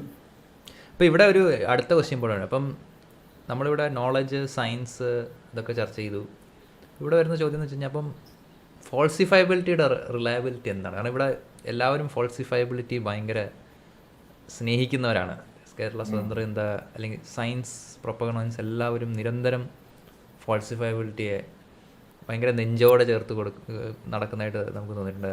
അവർ മിക്ക വാദങ്ങളിലെയും ഖണ്ഡിക്കാൻ ഉപയോഗിക്കുന്ന നിങ്ങളുടെ തിയറി ഫോൾസിഫയബിൾ ആണോ എന്നാണ്. അപ്പം ജിമ്മിയുടെ അല്ല എന്താണ് falsifiability? അല്ല ജനറലി സ്പീക്കിംഗ് നമ്മൾ ഫോൾസിഫയബിലിറ്റി എന്ന് പറയുന്നത് ഒരു നല്ല സംഭവം തന്നെയാണ് ഇൻ ദ സെൻസ്. ഉദാഹരണത്തിന് ഞാൻ ഒരു കാര്യം പറയുകയാണ്, ഹൗ ക്യാൻ ഇറ്റ് ബി ഫോൾസിഫൈഡ് എന്ന് നമുക്ക് ചോദിക്കാം. അങ്ങനെ ഫോൾസിഫയബിൾ അല്ലാത്ത സാധനങ്ങൾ സയന്റിഫിക് ക്വസ്റ്റ്യൻസ് അല്ല എന്ന് പറയുന്നതിൽ കുറെ കാര്യങ്ങൾ, ഒരു വസ്തുത ഉണ്ട് എന്ന് തന്നെ ഞാൻ പറയുള്ളൂ. It must be theoretically falsified. പക്ഷേ അതിനകത്തുള്ള ഇമ്പോർട്ടൻറ്റ് കാവിയറ്റ് എന്ന് പറഞ്ഞാൽ ഒരു ജസ്റ്റ് ഒരു ഫോൾസിഫയബിൾ സംഭവം ഉണ്ടായത് കൊണ്ടൊന്നും അത് ആ തിയറി ഇല്ലാതാവുന്നില്ല എന്നുള്ളതാണ്. മനസ്സിലായോ? ആ പ്രശ്നമാണ് നമ്മളിപ്പം ഒരു കാര്യം പറയുമ്പോഴത്തേക്കും വേറൊരാൾ അതിൻ്റെ എതിരായിട്ട് പറയുന്ന, അല്ലെങ്കിൽ സൂഡോ സയൻസിന്റെ അല്ലെങ്കിൽ സയന്റിഫിക് തിങ്കിങ്ങിന് അല്ലെങ്കിൽ ആ ഒരു പർട്ടിക്കുലർ സയന്റിഫിക് തിയറിക്ക് എതിരായിട്ടുള്ള ഒരാൾ പറയാണ് ആ ഒരു പർട്ടിക്കുലർ തെളിവുണ്ടല്ലോ അതിനെതിരെ, ഈ ഒരു പർട്ടിക്കുലർ തെളിവുണ്ടല്ലോ അതിനെതിരെ, അപ്പോൾ ഇത് ഫോൾസിഫൈഡ് ആയില്ലേ, അപ്പൊ തിയറി നമ്മൾ കളയണ്ടേ? അങ്ങനെ അല്ല സയൻസ് വർക്ക് ചെയ്യുന്നത്. സയൻസ് വർക്ക് ചെയ്യുന്നത് ഫോൾസിഫൈബിൾ തിയറി ആണെങ്കിലും you will keep it if it is useful, widely useful ആണ്, പ്രിപ്പോണ്ടറൻസ് ഓഫ് എവിഡൻസ് ഉണ്ടെങ്കിൽ വി വിൽ കീപ് ഇറ്റ്. ഉദാഹരണത്തിന് ന്യൂട്ടന്റെ തിയറി ഓഫ് മോഷനും ന്യൂട്ടന്റെ theory of gravitation, universal gravitation, അത് ഭയങ്കര സക്സസ്ഫുൾ തിയറി ആയിരുന്നു. പക്ഷെ അത് അസ്ട്രോണമിക്കലായിട്ട് നോക്കുമ്പോഴത്തേക്കും ഈ മൂണിന്റെ പെരിജി, മെർക്കുറിയുടെ പെരിഹീലിയൻ എന്നൊക്കെ പറയുന്ന സംഭവം ഇതുകൊണ്ട് എക്സ്പ്ലെയിൻ ചെയ്യാൻ പറ്റുന്നില്ല. There was A clear problem. ആ പ്രോബ്ലം സോൾവ് ആയത് പിന്നെ എയിൻസ്റ്റീൻ്റെ ഒരു കുറച്ചുകൂടെ മോഡിഫൈഡ് ആയിട്ടുള്ള കുറച്ചുകൂടെ ബെറ്റർ തിയറി വന്നപ്പോഴാണ്. എന്ന് വിചാരിച്ച് ന്യൂട്ടന്റെ തിയറി കളഞ്ഞിട്ടില്ല, അവിടേക്കാണ് തെറ്റ് വരുന്നത്. അപ്പൊ ആൾക്കാർ എപ്പോഴും പറയും ന്യൂട്ടന്റെ തിയറി പോയി ഐൻസ്റ്റീൻ്റെ തിയറി പോയി ക്വാണ്ടം മെക്കാനിക്സ്. അപ്പൊ ഇനി ഈ സയൻസിൽ എന്ത് കാര്യം? ഇതൊക്കെ ടോട്ടലി തെറ്റായിട്ടുള്ള ആർഗ്യുമെന്റ്സ് ആണെന്ന് നമുക്ക് അറിയാലോ. കാരണം എന്താ വെച്ച് കഴിഞ്ഞാൽ ന്യൂട്ടന്റെ തിയറി ഇപ്പോഴും യൂസ് ചെയ്യാം. ലോകത്തിലുള്ള എത്രയോ ഫിസിക്സ് ലാബുകളിലും ഫിസിക്സ് ക്ലാസ് റൂമുകളിലും ഇപ്പോഴും യൂസ് ചെയ്യുന്ന ന്യൂട്ടന്റെ തിയറി വളരെ. പക്ഷെ അത് ചില സംഭവങ്ങളിൽ ഐൻസ്റ്റീൻ്റെ തിയറിയാണ് മോർ കംപ്ലീറ്റ് തിയറി. അങ്ങനെയാണ്, ഇൻക്രിമെന്റൽ ആണ് എപ്പോഴും സയൻസിന്റെ പുരോഗതി വരുന്നത് യൂഷ്വലി. അതൊരു വെൽ എസ്റ്റാബ്ലിഷ് തിയറി അങ്ങനെ തന്നെ കളഞ്ഞിട്ട് വേറൊരു തിയറി വരുന്നത് വളരെ റെയറാണ്. സംഭവിച്ചുകൂടാന്നില്ല. ഇപ്പം ഇവിടെ പോപ്പറിൻ്റെ ഫോൾസിഫയബിലിറ്റി പ്രസൻറ്റ് ചെയ്തപ്പോൾ പോപ്പർ ഈ ഫോൾസിഫയബിലിറ്റി പറയുന്നതിന് ഒരു ഹിസ്റ്റോറിക്കൽ കോണ്ടെക്സ്റ്റ് ഉണ്ട്. അത് പലപ്പോഴും നമ്മൾ ഈ പറയാറില്ല. കാരണം അന്ന് ഈ മാർക്സിസം, സ്യൂഡോ, പിന്നെ psycho analysis, Freudian psycho analysis, അപ്പം ഇത്തരം സംഭവങ്ങൾ സൂഡോ സയൻസ് ആണ് എന്ന അന്നേ ഒരു വ്യൂ ഉണ്ട്, ഒരു എക്സ്പേർട്സിന് കണ്ടത് ഇതൊക്കെ ഒരു സൂഡോ സയൻസ് ആണ്. പക്ഷേ എങ്ങനെ സൂഡോ സയൻസ് എന്ന് പറയുമ്പോൾ പോപ്പർ ശ്രദ്ധിച്ചത് ഈ ഫ്രൂയിഡിയൻ സൈക്കോ അനാലിസിസ് എങ്ങനെയാണെന്ന് വെച്ച് കഴിഞ്ഞാൽ എപ്പോഴും തിയറി തെറ്റും, തിയറിയുടെ പ്രഡിക്ഷൻ തെറ്റുമ്പോൾ അവർ ഒരു ഓക്സിലറി ഹൈപ്പോത്തസിസ് കൊണ്ടുവന്നിട്ട് ഇതാണ് പുതിയ സൈക്കോ അനാലിസിസ്, പിന്നെ അതിൻ്റെ പ്രഡിക്ഷൻ ഇതാണ് പുതിയ സൈക്കോ അനാലിസിസ് എന്നുണ്ട്. അപ്പോൾ പോപ്പർ ഫെഡപ്പായി. അതായത് നിങ്ങളിങ്ങനെ ഓരോ ഒബ്സർവേഷൻ തെറ്റുമ്പോഴും നിങ്ങളിങ്ങനെ ഓക്സിലറി ഹൈപ്പോത്തസിസ് കൊണ്ടുവന്നിട്ട് ഇതാണ് പുതിയ സൈക്കോ അനാലിസിസ്, ഇതാണ് ശരിക്കുള്ള സൈക്കോ അനാലിസിസ്, ഇങ്ങനെ ചെയ്ത് അവസാനം പോപ്പർ പറഞ്ഞു ഫോൾസിഫയബിലിറ്റി എടുക്കുക. നിങ്ങളുടെ ഒരു ഒബ്സർവേഷൻ തെറ്റിക്കഴിഞ്ഞ് കഴിഞ്ഞാൽ നിങ്ങളുടെ തിയറി തെറ്റാണ്, എടുത്ത് കളയുക. ഫോൾസിഫയബിൾ ആയിട്ടുള്ള തിയറി ഫോൾസിഫൈ ആയി കഴിഞ്ഞാൽ എടുത്ത് കളയണം. അതാണ് സയൻസ് ചെയ്യേണ്ടത് എന്ന് പറഞ്ഞു. പക്ഷേ അവിടെയാണ് ഈ വരുന്ന ചോദ്യങ്ങൾ ജിമ്മി ഇപ്പോൾ പറഞ്ഞ പോലെ. അതായത് സയൻസിൽ ഒരുപാട് ഒരു തിയറിയിലെ പല സ്റ്റേറ്റ്മെൻറ്റ്സ്, ഒന്നോ രണ്ടോ സ്റ്റേറ്റ്മെൻറ്റ്സ് ഒക്കെ പല സ്ഥലങ്ങളിൽ ഫോൾസിഫൈ ആവാറുണ്ട്. ഓവറോൾ തിയറിയുടെ എക്സ്പ്ലനേറ്ററി പവർ പോകുന്നില്ല അപ്പോഴും. ചില കാര്യങ്ങൾ, ചില ഒബ്സർവേഷൻസ് മാച്ച് ആവാതെ വരുമ്പോഴും അതിൻ്റെ ഓവറോൾ എക്സ്പ്ലനേറ്ററി പവർ പോകുന്നില്ല. അല്ല, ഇതിപ്പോൾ ഫ്രോയിഡിന്റെ തിയറി എന്ന് പറഞ്ഞു കഴിഞ്ഞാൽ അന്ന് ഫ്രോയിഡ് ഉണ്ടാക്കിയ ആ തിയറി വെച്ചിട്ട് അവരെല്ലാം എക്സ്പ്ലെയിൻ ചെയ്യാൻ ശ്രമിച്ചു. മാത്രമല്ല അവർ എക്സ്പ്ലെയിൻ ചെയ്യാൻ സാധിക്കുന്നുണ്ടായിരുന്നു ഫോർ ദം. പക്ഷെ അത് രണ്ട് പ്രശ്നങ്ങളാണ് അതിനകത്തുള്ളത്. ഒന്നെന്ന് പറഞ്ഞാൽ അത് തിയററ്റിക്കലി പോലും ഫോൾസിഫൈബിൾ അല്ലാത്ത രീതിയിലാണ് അത് ഡിസൈൻ ചെയ്തത്. അത് പാടില്ല. തിയററ്റിക്കലി നമുക്ക് ഫോൾസിഫൈ ചെയ്യാൻ പറ്റണം, ഇല്ലെങ്കിൽ അത് നമുക്ക് സയൻസ് ആണെന്ന് പറയാനായിട്ട് കുറച്ച് ബുദ്ധിമുട്ടാണ്. തിയററ്റിക്കലി ഫോൾസിഫൈ ചെയ്യാൻ പറ്റണം. പിന്നെ ഉള്ളത് എന്ന് പറഞ്ഞു കഴിഞ്ഞാൽ അതിന് ആ ഒരു പർട്ടിക്കുലർ കണ്ടെക്സ്റ്റിൽ ഇറ്റ് ഷുഡ് ബി യൂസ്ഫുൾ. പിന്നെ നമുക്ക് പ്രെഡിക്റ്റ് ചെയ്യാൻ പറ്റണം. നമുക്ക് കാര്യങ്ങൾ ഫർദർ ഒബ്സർവേഷൻസും ഫർദർ എക്സ്പെരിമെന്റ്സും നടത്തി കഴിഞ്ഞാൽ നമുക്ക് ഒരു പ്രെഡിക്ഷൻ നമുക്ക് നടത്താൻ പറ്റണം. ഓഫ് കോഴ്സ് അതും ഫോൾസിഫയബിലിറ്റി ആയിട്ട് ബന്ധമുണ്ടല്ലോ. പ്രെഡിക്റ്റീവ് സാധനവും പ്രെഡിക്ഷൻ എന്ന് പറയുന്നതും ഫോൾസിഫയബിലിറ്റി ആയിട്ട് ബന്ധമുണ്ട്. പിന്നെ ഫോൾസിഫയബിലിറ്റി എന്ന് പറഞ്ഞാൽ ഫർദർ ഒബ്സർവേഷൻസ് ആവാം, അല്ലെങ്കിൽ നമ്മൾ ഡിസൈൻ ചെയ്യുന്ന ഒരു എക്സ്പെരിമെന്റും ആകാം. അതൊക്കെയാണ്. സോ അപ്പം ഈ ഫോൾസിഫയബിലിറ്റിയുടെ വരുന്ന ഒരു പ്രധാനമായിട്ട് ഒരു ചോദ്യം കൂടെ അതിൽ വളരെ റെലവൻ്റ് ആയിട്ട് വരുന്നുണ്ട്. പ്രീ ക്യാമ്പ്രിയൻ എറയിൽ ഒരു മുയലിനെ കണ്ടു കഴിഞ്ഞാൽ അതെ, എവല്യൂഷൻ JBS ഹാൽഡെയിൻ. JBS ഇത് ഞാൻ പറയണമെന്ന് വിചാരിച്ചതാ. ഫോർ എക്സാമ്പിൾ JBS ഹാൽഡെയിൻ എന്ന് പറയുന്ന ഒരു ഇവല്യൂഷണറി ബയോളജിസ്റ്റിനോട് ചോദിച്ചു, what will make you lose your belief in evolution എന്ന് ചോദിച്ചപ്പോൾ പുള്ളി പറഞ്ഞു, പ്രീ കാംബ്രിയൻ ഇറയില് ഒരു റാബിറ്റിന്റെ ഫോസില് കണ്ടു കഴിഞ്ഞാൽ, അപ്പൊ അതിന്റെ കണ്ടെക്സ്റ്റ് എന്താണെന്ന് വെച്ച് കഴിഞ്ഞാൽ കാംബ്രിയൻ എക്സ്പ്ലോഷനിലാണ് ഇവിടെയുള്ള മിക്ക ജീവികളും കോംപ്ലക്സ് മൾട്ടിസെല്ലുലാർ ലൈഫിന്റെ തെളിവുകൾ വരുന്നത്. അതിനു മുമ്പ് ചെറിയ ചെറിയ വളരെ ചെറിയ സൂക്ഷ്മ ജീവികളെ ഉണ്ടായിട്ടുള്ളൂ. പക്ഷെ മാമൽസ് അത് കഴിഞ്ഞ് എത്രയോ കഴിഞ്ഞിട്ടാണ് വരുന്നത്. പക്ഷെ പ്രീ കാംബ്രിയൻ റീജിയണിൽ ഒരു മുയലിന്റെ ഇത് കണ്ടു കഴിഞ്ഞാൽ, ഇപ്പൊ ശരിക്കും കണ്ടു എന്ന് വിചാരിക്കും, പ്രീ കാംബ്രിയൻ ഒരു മുയലിന്റെ ഫോസിൽ കിട്ടി എന്ന് പറഞ്ഞ ഒരു പേപ്പർ പബ്ലിഷ് ചെയ്ത് വരികയാണെങ്കിൽ ഉടനെ തന്നെ എല്ലാരും ഇവല്യൂഷൻ എടുത്തു കളയും. ഇല്ലെന്നാണ് എനിക്ക് തോന്നുന്നത്. ദേ വിൽ നോട്ട്, അത് എന്തായാലും എടുത്തു കളയില്ല. അപ്പൊ ആൾക്കാർ വിൽ വെരി വെരി ഭയങ്കര വിമർശനാത്മകമായിട്ട് അത് അതിന്റെ മെത്തഡോളജി പിന്നെയും നോക്കും ആൾക്കാർ. അത് കാർബൺ ഡേറ്റ് ചെയ്യണം എന്ന് പറയും, അത് മറ്റേ ചെയ്യണം എന്ന് പറയും. അങ്ങനെ there will be very very thorough scrutiny of that particular thing. അതൊന്നും.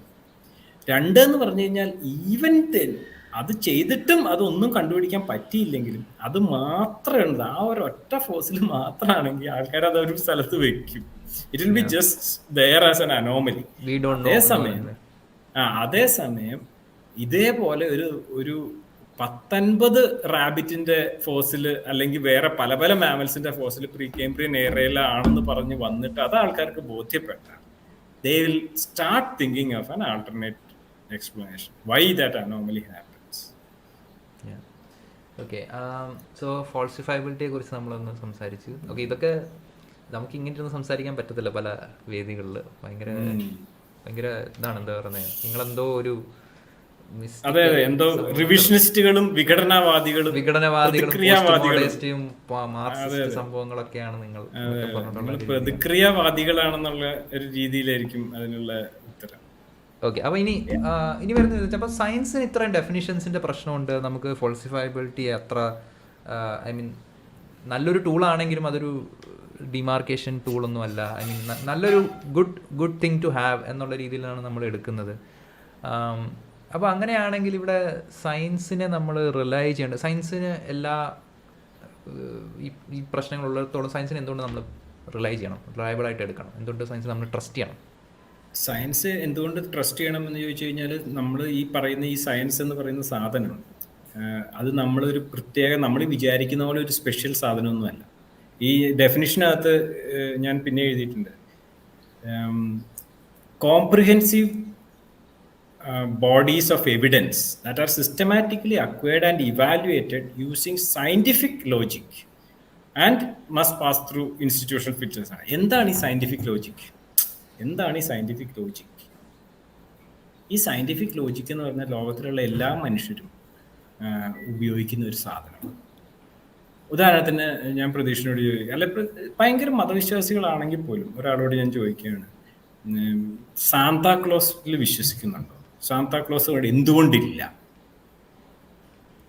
സാന്താക്ലോസുകൾ എന്താണ് വിശ്വസിക്കാത്തത് എന്ന് ചോദിച്ചു കഴിഞ്ഞാൽ അയാൾക്ക് അതിനൊരു ലോജിക്കുണ്ട് അല്ലേ? അപ്പൊ പിന്നെ ഈ സ്ഥിരം യുക്തിവാദികളോട് വേറെ ആൾക്കാർ ചോദിക്കുന്ന ഒരു ചോദ്യം ഉണ്ട്. ഉദാഹരണത്തിന് ഇപ്പൊ എന്നോടാണ് ചോദിക്കുന്നത്, വിചാരിക്കും, നിങ്ങളെ അച്ഛനും അമ്മയ്ക്കും തന്നെ ഉണ്ടായതാണോ ഉറപ്പ്? എന്ത് തെളിവ് കൊണ്ടാണ് നിങ്ങൾ ലോജിക്കൊണ്ടാണ് ചോദിക്കുന്നത്? ശരിക്കും എന്ത് തെളിവ് കൊണ്ടാണ് വിചാരിക്കുന്നത്? തെളിവ് എന്തുകൊണ്ടാണ്? പ്രതീക്ഷ എന്താ തോന്നുന്നത്? അത് നമ്മുടെ ടെസ്റ്റിമോണിയൽ എവിഡൻസ് നമ്മൾ കാണുന്നുണ്ട്. പേരൻസ് ആയിട്ട് ജീവിക്കുന്ന സമൂഹമുണ്ട്, അവിടെ കുട്ടികൾ ഉണ്ടാവുന്നത് നമ്മൾ കാണുന്നുണ്ട്. പേരൻസും കുട്ടികളും തമ്മിലൊരു സിമിലാരിറ്റി ഉണ്ട്, ആളുകൾ അത് റെക്കഗ്നൈസ് ചെയ്യുന്നുണ്ട്. അപ്പൊ അതേ എക്സ്പീരിയൻസ് നമുക്ക് കിട്ടുന്നുണ്ട്, അതേ സിമിലർ എവിഡൻസ് ആണ് നമുക്ക് കിട്ടുന്നത്. അതുകൊണ്ടാണ് നമ്മൾ എവിഡൻസിന്റെ ബേസിലാണ് നമ്മൾ എടുക്കുന്നത് ആക്ച്വലി. കറക്റ്റ്.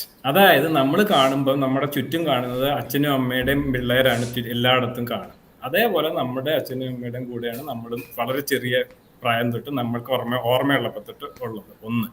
രണ്ട്, അച്ഛനും അമ്മയും പറയുന്ന കഥകൾ, നമ്മളുണ്ടായ കാര്യത്തെ കഥകൾ, നമ്മുടെ ചെറുപ്പകാലത്തെ കഥകൾ പറയുന്നു, അതിനെയൊക്കെ നമ്മൾ വിശ്വസിക്കുന്നു. അതൊരു രണ്ടാമത്തെ എവിഡൻസ്. പിന്നെ ചിലപ്പോൾ ആൽബം ഉണ്ടായിരിക്കും, ഫോട്ടോകൾ ഉണ്ടായിരിക്കും, അത് മൂന്നാമത്തെ എവിഡൻസ്. പിന്നെ നമ്മുടെ അമ്മായി, അമ്മാവൻ, അപ്പൂപ്പൻ, അമ്മൂമ്മ, മാമി, മാമന്മാരൊക്കെ പറയുന്നു, നമ്മുടെ ഉണ്ടായ സമയം, ഉണ്ടായ വിധം കൊണ്ടൊക്കെ പറയുന്നു. നമുക്ക് ബർത്ത് സർട്ടിഫിക്കറ്റ് ഉണ്ടെങ്കിൽ നമ്മുടെ ബർത്ത് സർട്ടിഫിക്കറ്റ് നമ്മൾ നോക്കുന്നു. ഇതെല്ലാം വെച്ചിട്ട് നമ്മളൊരു കൺക്ലൂഷനിലെത്തും. മനസ്സിലായി? ഇതിന് കൂടുതൽ എവിഡൻസ് വേണം, ഇത്ര എവിഡൻസ് മതി. അപ്പൊ ഇതേ സയന്റിഫിക് എവിഡൻസ് തന്നെയല്ലേ, ഈ സയന്റിഫിക് ലോജിക്ക് തന്നെയല്ലേ നമ്മൾ യൂസ് ചെയ്യുന്നത്. ഈ സയന്റിഫിക് ലോജിക്ക് നമ്മൾ അടുത്തൊരു ലെവലിലേക്ക് എടുക്കുന്നു എന്ന് മാത്രമേ ഉള്ളൂ പല ഈ സയന്റിഫിക് കാര്യങ്ങളിൽ. It is the same thing, it is the same logic that we use. അപ്പൊ നമ്മളിപ്പം ഈ സയന്റിഫിക് ലോജിക്കിന് എതിരായിട്ട് പറയുന്ന ആൾക്കാരോട് നമുക്ക് പറയാം, ബൈ നമ്മൾ സയന്റിഫിക് ലോജിക്കിനെ നമ്മൾ തള്ളിക്കളയുകയാണെങ്കിൽ യു ആർ ജസ്റ്റ് യുനോ, നമ്മൾ തള്ളിക്കളയുന്ന എന്താണ്, നമ്മളെല്ലാവരും ലോകത്തിനെ മനസ്സിലാക്കുന്ന രീതി തന്നെയാണ് നമ്മൾ തള്ളിക്കളയുന്നത്. അല്ലാണ്ട് ഇതൊരു സ്പെഷ്യൽ സംഭവമൊന്നുമല്ല. ഒരു ഉദാഹരണം കൂടെ പറയാം. നമ്മൾ എങ്ങനെയാണ് ഒരാൾ തെറ്റ് ചെയ്തു എന്ന് കോടതിയിൽ തെളിയിക്കുന്നത്? ഒരാൾ വേറൊരാളെ ഈവൻ ഒരാളെ കുത്തിക്കൊന്നൊക്കെയാണെങ്കിൽ എസ്പെഷ്യലി, കാരണം അയാൾക്ക് സ്വയം പറയാൻ പറ്റില്ലല്ലോ. മരിച്ച ആൾക്ക് എന്തായാലും വന്ന് പറയാൻ പറ്റില്ല ഇയാളെ എന്നെ കൊന്നു. അപ്പൊ ശരിക്കും പറഞ്ഞൊരു അക്യൂസർ ഇല്ല അവിടെ സ്റ്റേറ്റ് ആണ് അക്യൂസ് ചെയ്യുന്നത്. അപ്പൊ നമ്മൾ എങ്ങനെയാണ് ഇത് തെളിയിക്കുന്നത്? പോലീസ് എന്ത് ചെയ്യും? പോലീസ് നമ്മുടെ മൊഴി എടുക്കും, പക്ഷെ മൊഴി കൊണ്ട് ഒരു കാര്യമില്ല. കാരണം പോലീസ് നമ്മൾ ഇടിച്ച് പറപ്പിച്ചാണെന്ന് നമുക്ക് പറയാമല്ലോ. പക്ഷെ പോലീസ് നമ്മള് കത്തി അല്ലെങ്കിൽ വടി അല്ലെങ്കിൽ കോടാലി നമ്മൾ തപ്പിയെടുക്കുന്നു, അത് ഫോറൻസിക് ഇതിൽ വിടുന്നു, അതിനകത്ത് രക്തക്കറയുണ്ടോ എന്ന് നോക്കുന്നു, നമ്മുടെ ഡ്രസ്സുകളിൽ രക്തക്കറയുണ്ടോ എന്ന് നോക്കുന്നു, നമ്മുടെ വീട്ടിൽ വന്നിട്ട് നമ്മൾ കഴുകി കളഞ്ഞോ എന്ന് നോക്കുന്നു, വേറെ വിറ്റ്നസ്സസ് ഉണ്ടോ എന്ന് നോക്കുന്നു, പിന്നെ ഇങ്ങനത്തെ സർക്കംസ്റ്റാൻഷ്യൽ എവിഡൻസസ് നോക്കുന്നു, നമുക്ക് പഴയ ഹിസ്റ്ററി ഇതുപോലത്തെ ഉണ്ടോ എന്ന് നോക്കുന്നു. അതൊക്കെ റെലവെന്റ് ആണ് ഒരു കണക്കിന് പറഞ്ഞു കഴിഞ്ഞാൽ കോടതിയിൽ ഇതിൽ നോക്കുന്നു. എന്നിട്ട് ഇത് എന്ത് ചെയ്യുന്നു? ഇത് പ്രസന്റ് ചെയ്യുന്നു അല്ലേ? ഇത് പ്രസന്റ് ചെയ്യുന്നത് ആരാ? വക്കീല് പ്രസന്റ് ചെയ്യുന്നു. എന്നിട്ട് വക്കീലിനെ മറ്റേ ആൾക്ക് ക്രോസ് ചെയ്യാം, എതിർ വക്കീലിന് ക്രോസ് ചെയ്യാൻ നോക്കുന്നു. അപ്പൊ എതിർ വക്കീൽ എന്ത് ചെയ്യുന്നു? ഇതിന്റെ തെളിവുകളിൽ ഹോൾസ് ഉണ്ടാക്കാൻ നോക്കും. അപ്പൊ ആ ഹോൾസ് ഇതൊക്കെ നമ്മൾ ബോധ്യപ്പെടുത്തുന്നത് ആരെയാ? നമ്മൾ ജഡ്ജിനെ ബോധ്യപ്പെടുത്തുന്നു നമ്മുടെ ഇവിടെ. അതേസമയം ജൂറി സിസ്റ്റം ഉള്ള രാജ്യങ്ങളിൽ എന്താ? ഒരു പിയർ റിവ്യൂ പ്രോസസ്സാണ്. ഒരു സെക്ഷൻ ഓഫ് സൊസൈറ്റിയിലുള്ള ആൾക്കാരെയാണ് അവര് ചെയ്യുന്നത്. എന്നിട്ട് നമ്മളൊരു കൺക്ലൂഷനിൽ എത്തുന്നു. എന്താണ് ഈ conclusion? there is a preponderance of evidence which says that this person has killed that other person beyond any reasonable doubt, പക്ഷേ it's never 100%. ഇത് നമ്മുടെ റിഡക്റ്റുകൾ നമ്മൾ എപ്പോഴും പറയാറുണ്ട്. നമ്മൾ പറയുന്ന എത്തീസം എന്നതും അല്ലെങ്കിൽ ഇങ്ങനെയുള്ള സംഭവങ്ങൾ നമ്മൾ പറയേണ്ടത് നമ്മൾ ഒരിക്കലും 100% ഉറപ്പ് എടുക്കേണ്ട ആവശ്യമില്ല. നമ്മുടെ ഹൈപ്പോത്തസിസ് അല്ലെങ്കിൽ വീക്ഷണത്തിന് സപ്പോർട്ടിങ് എവിഡൻസ് ആണ് കൂടുതൽ. Like if it is more likely to be true അല്ലെങ്കിൽ more probable than the competing hypothesis, അപ്പോൾ അത് ശരിയാണെന്ന് കരുതി നമുക്ക് നമ്മൾ ട്രഡീഷണൽ ആയിട്ട് നോക്കിയാലും ഇപ്പൊ നോക്കിയാലും എന്താണ് സയന്റിസ്റ്റുകളും ഇതുപോലത്തെ നോളജ് ഉണ്ടാക്കുന്ന ആൾക്കാരും ഈ ടെക്നോളജിസ്റ്റുകളും എല്ലാവരും ചെയ്യുന്നത് എന്താ? They go with whatever works. Okay, they will not, അത് തള്ളിക്കളയില്ല. They will hold on to it till something better comes. അതേസമയം തിയററ്റിക്കലി ഫോൾസിഫിക്കേഷൻ ഭയങ്കര ഇമ്പോർട്ടൻ്റ് ആണ്. ഉദാഹരണത്തിന് ഇപ്പം മെഡിസിനിലൊക്കെ ആണെങ്കിലും പണ്ട് ബ്ലീഡിങ് ആൾക്കാരെ ഛർദ്ദിപ്പിക്കുക, ആൾക്കാരെ വയറിളക്കുക, ഇങ്ങനത്തെ കുറെ കാര്യങ്ങൾ ചെയ്തിരുന്നു. അതിനൊന്നും യാതൊരു എവിഡൻസും ഇല്ലെന്ന് മാത്രമല്ല, അതുകൊണ്ട് ദോഷം മാത്രമേ ഉണ്ടായിരുന്നുള്ളൂ. പക്ഷെ അത് ആയിരക്കണക്കിന് കൊല്ലങ്ങൾ അത് കണ്ടിന്യൂ ചെയ്തു. അതെന്തുകൊണ്ടാന്ന് വെച്ച് കഴിഞ്ഞാൽ ആൾക്കാർ അതിനെപ്പറ്റി വിമർശനാത്മകമായി ചിന്തിച്ചില്ല. There were ways of falsifying that claim. Okay, it was always theoretically falsifiable. നമ്മൾ ഒരേ അസുഖമുള്ള ഒരു 500 പേരെ എടുത്തിട്ട് 250 പേർക്ക് ബ്ലീഡിങ് ഇല്ലാതെ ബാക്കിയുള്ള ട്രീറ്റ്മെന്റ്സ് മാത്രം ചെയ്ത് നോക്കിക്കഴിഞ്ഞ് കഴിഞ്ഞാൽ അതിന് ബ്ലീഡിങ്ങിന് പ്രശ്നം മാത്രമേ ഉള്ളൂ എന്നുള്ളത് മനസ്സിലായേനെ. ഓക്കെ, അപ്പം ഇനി നമുക്ക് ഒരു വേറെ സംശയം. ഇപ്പം നമ്മൾ സയൻസിന് ഇപ്പം ക്ലിയർ ആയിട്ടൊരു അണ്ടർസ്റ്റാൻഡിങ് ഇല്ലാത്ത ഡൊമെയിൻസ് ഏതൊക്കെയാണ് ജിമ്മിയുടെ വ്യൂവിൽ? ലൈക്ക് ഇപ്പം നമുക്ക് ഇപ്പോൾ ഭൂമി എങ്ങനെ കറങ്ങുന്നതെന്നൊക്കെ സയൻസിന് ഒരുവിധം കൃത്യമായിട്ട് അറിയാം.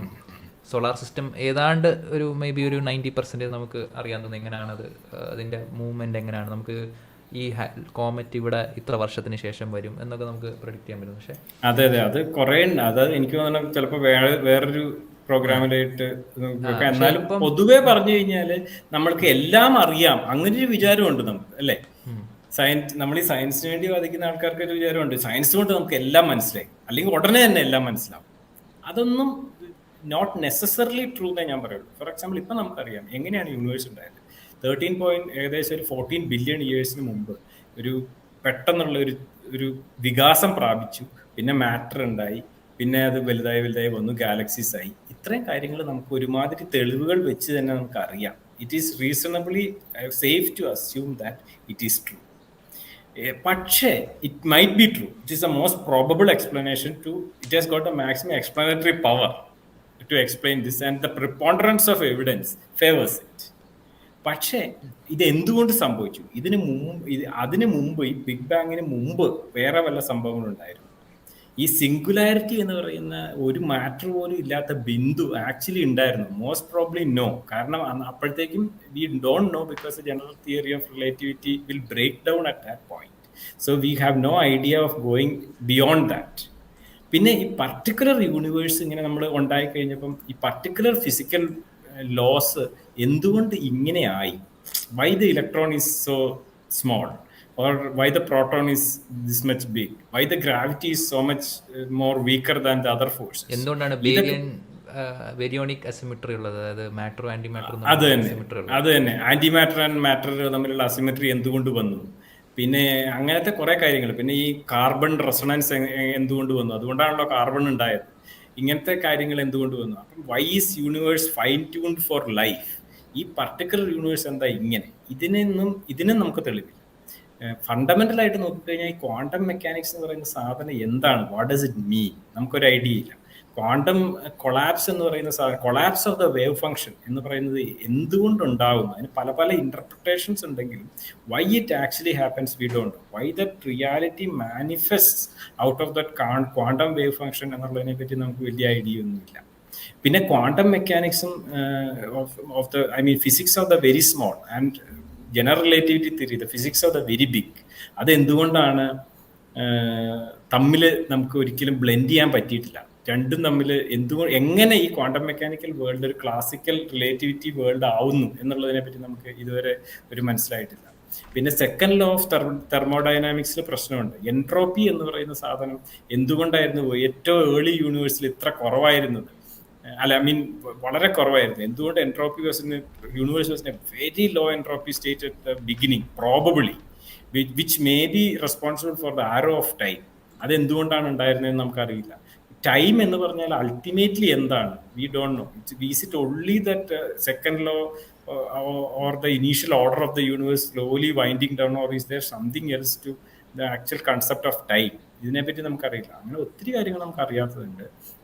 പിന്നെ നമുക്കറിയാത്തത് എന്താണെന്ന് വെച്ച് കഴിഞ്ഞാൽ ഇൻഫർമേഷൻ എന്ന് പറയുന്ന ഒരു സാധനമുണ്ട്, ഇൻഫർമേഷൻ തിയറി. അതിപ്പം കൂടുതൽ വന്നുകൊണ്ടിരിക്കുകയാണ്. Is the universe fundamentally information? Is information processing responsible for whatever we see in the universe? Why does complexity like ours, humans, arises naturally? Is there some law which mandates a universe like ours to build complexity like ours? And consciousness, what is consciousness? Why are we able to understand the world? Why is there a mathematical regularity in the functioning of the universe? What does it tell about reality? And what is consciousness at all at our level? ബയോളജിയിൽ നോക്കിക്കഴിഞ്ഞാൽ what is consciousness? How is this some neural or physiological mechanisms gives rise to subjective phenomena? What is the interface? ഇതിനെപ്പറ്റി ഒന്നും നമുക്ക് വലിയ ഇത്രയും കാര്യങ്ങൾ നമുക്കറിയില്ല. ഇനി ഒത്തിരി ഉണ്ടാവും. സോ അല്ല, ഞാൻ എന്തോ വന്നാലും മിസ്സായിപ്പോയി. ഞാൻ നോട്ട് ചെയ്ത് വെച്ചാൽ, പക്ഷേ ഈ കോൺഷ്യസ്നെസ്സും അതൊക്കെ ഇങ്ങനെ ഇട്ടപ്പോൾ ഞാൻ എൻ്റെ മൈൻഡിൽ നിന്ന് സ്കിപ്പായിപ്പോയി. സെക്കൻഡ് ലോ ഓഫ് തെർമോഡൈനാമിക്സ് അറിയില്ല, പോയി. അത് സ്കിപ്പായി പോയെങ്കിൽ ഇനി അത് ആലോചിച്ചെടുക്കാൻ സമയം എടുക്കും. ആ സമയം കൊണ്ട് നമുക്ക് ഓഡിയൻസിന് എന്തെങ്കിലും ക്വസ്റ്റ്യൻസ്, അപ്പോൾ ഓഡിയൻസിന് ആർക്കെങ്കിലും എന്തെങ്കിലും ക്വസ്റ്റ്യൻസ് ഉണ്ടെങ്കിൽ ചോദിക്കാം. നമുക്ക് വേണമെങ്കിൽ അഡ്രസ്സ് ചെയ്യാം. ഇപ്പോൾ എന്തായാലും 1 മണിക്കൂറിന് ക്ലോസ് ആവുന്നു. എനിക്ക് തോന്നുന്നു നല്ലൊരു രസകരമായ എന്താ പറയുന്നത് ബാക്ക് ആൻഡ് ഫോർത്ത് ഉണ്ടായിരുന്നു തോന്നുന്നു. ഓഡിയൻസിന് എന്തെങ്കിലും ക്വസ്റ്റ്യൻസ് ഉണ്ടെങ്കിൽ ചോദിക്കാം. പക്ഷെ നമ്മൾ കൂടുതൽ കാര്യങ്ങളിലും അടി കൂടാതെ കുറെ കാര്യങ്ങൾ എഗ്രി ചെയ്ത കാരണം ആൾക്കാർക്ക് അടി കാണാൻ പറ്റിയില്ല എന്ന് മാത്രമേ ഉള്ളൂ. അല്ല, ഇത് ഞാൻ അഗ്രി ചെയ്യുന്ന സംഭവങ്ങളാണ് ഇതൊക്കെ. ഇതിപ്പോൾ ഞാൻ ഇത് ആക്ച്വലി ഈ ഒരു സ്ട്രീം വളരെ ലക്കിലി ആയിട്ട് വന്നതാണ്. കാരണം എന്താണെന്ന് വെച്ച് കഴിഞ്ഞാൽ ഇത് ഞാൻ പാരലി വേറെ സ്ഥലത്ത് ഈ സയൻസിൻ്റെ ഈ വക കാര്യങ്ങൾ പറഞ്ഞ് നിരന്തരം തെറിവിളി കേട്ടോണ്ടിരിക്കുമായിരുന്നു. അപ്പോഴാണ് ജിമ്മി എന്നോട് പറയുന്നത് നമുക്ക് ഇങ്ങനെ ഒരു സ്ട്രീം ചെയ്താലോ. അപ്പോൾ ഞാൻ ചോദിച്ചു ഓക്കെ, അപ്പോൾ അതും ഇതും കൂടെ കറക്റ്റ് ടൈമായിട്ട് ഇത് മാച്ച് ആയി പോകും. ഇനി ക്വസ്റ്റ്യൻസ് ഉണ്ടോ ചാറ്റിലുണ്ടെങ്കിൽ നമുക്ക് ചാറ്റ് ഇടാം. അത് നമുക്ക് വേണമെങ്കിൽ അഡ്രസ്സ് ചെയ്യാം. ഇല്ലെങ്കിൽ നമുക്ക് കമന്റ്സിൽ പിന്നെ ഇടാം. രാധിക കമ്മയുടെ ഒരു question, intrigued by the topic of conscious, any hypothesis? അത് എനിക്ക് തോന്നുന്നു കോൺഷ്യസ്നെസ് കുറച്ച് എനിക്ക് ഇൻട്രസ്റ്റ് ഉള്ള സ്ഥലമാണ്. ഞാൻ പറഞ്ഞല്ലോ, ഞാൻ ഈ നിയർ ഡെത്ത് എക്സ്പീരിയൻസസ് അങ്ങനത്തെ കുറെ subjective mystical and other paranormal എന്ന് പറയാവുന്ന കുറെ എക്സ്പീരിയൻസസിനെ പറ്റി കുറെ ഡീപ്പായിട്ട് പഠിക്കുകയും നമ്മുടെ ഇവിടെ തന്നെയുള്ള ആൾക്കാരിൽ ഇത് ഉണ്ടോയെന്ന് വെച്ച് കുറച്ച് റിസർച്ച് ഒക്കെ ചെയ്ത് നോക്കിയതാണ്. അപ്പൊ അതുകൊണ്ട് തന്നെ ഈ കോൺഷ്യസ്നെസ് എന്ന് പറയുന്ന സംഭവത്തെ പറ്റി ഞാൻ കുറെ പഠിച്ചായിരുന്നു. കോൺഷ്യസ്നെസ് നമ്മൾ വിചാരിക്കുന്നതിനേക്കാൾ വലിയൊരു മിസ്റ്ററി ആണെന്നാണ് എൻ്റെ അഭിപ്രായം. പലരും ചില ഫിലോസഫേഴ്സ് പെട്ടെന്ന് പറയും, ഇപ്പൊ ഡാനിയൽ ഡെന്നറ്റ് പോലെയുള്ളവർ പറയും ഇറ്റ്സ് എ സ്യൂഡോ പ്രോബ്ലം, അതിനെപ്പറ്റി ആലോചിക്കുക വേണ്ട. there is no problem there. ഞാൻ അവിടാണ് there is no problem there അങ്ങനെ പറയുന്നുണ്ട്. I don't agree. I think there is a problem there. The straightforward consensus opinion is that brain is a very complex machine, physiological system. Millions of neurons, billions of neurons and connections are there which are doing something. We are not exactly sure how it produces anything. We don't even know how it produces the sensation of a color, or the sensation of a smell of a flower, or the sensation of seeing someone. We have no idea that where even one subjective experience comes out of that, which is what David Chalmers said, the hard problem of consciousness. Even though we don't know, this neural complexity or that complex phenomenon somehow generates our consciousness. ഇതാണ് consensus view.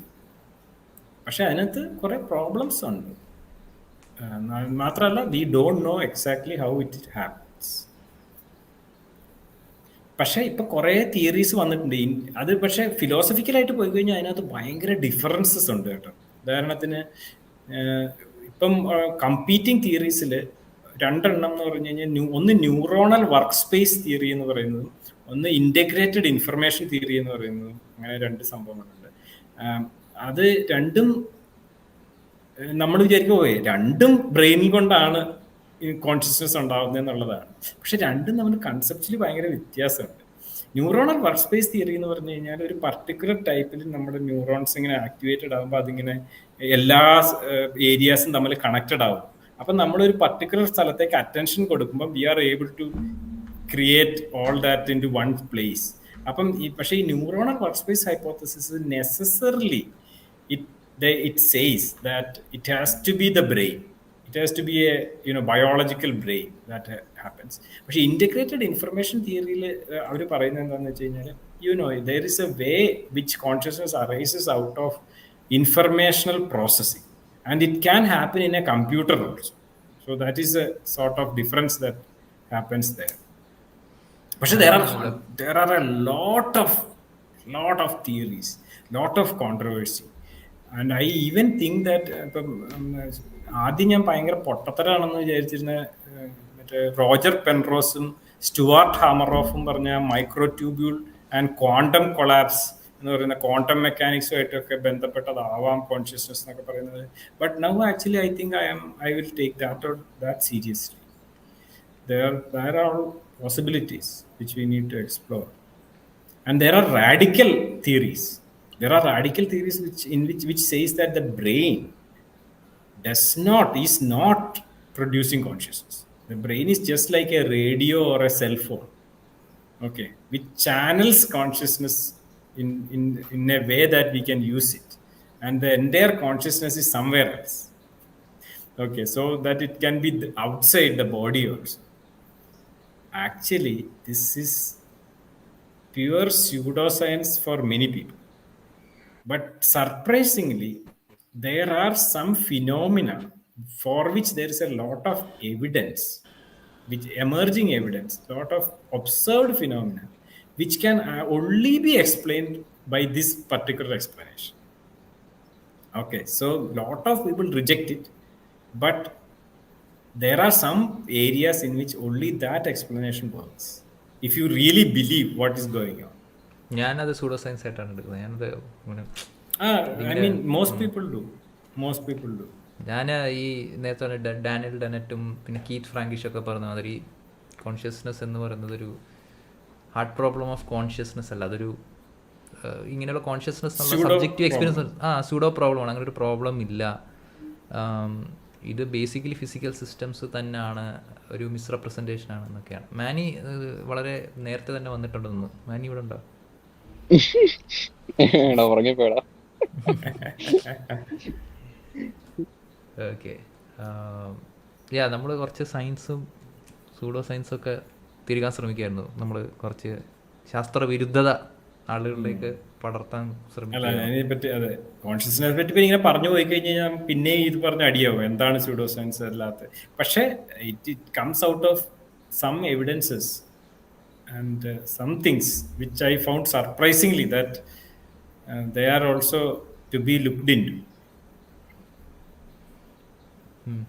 Okay, നീ വേറെ എന്തെങ്കിലും question ഉണ്ടോ ഈ ഓഡിയൻസിൽ?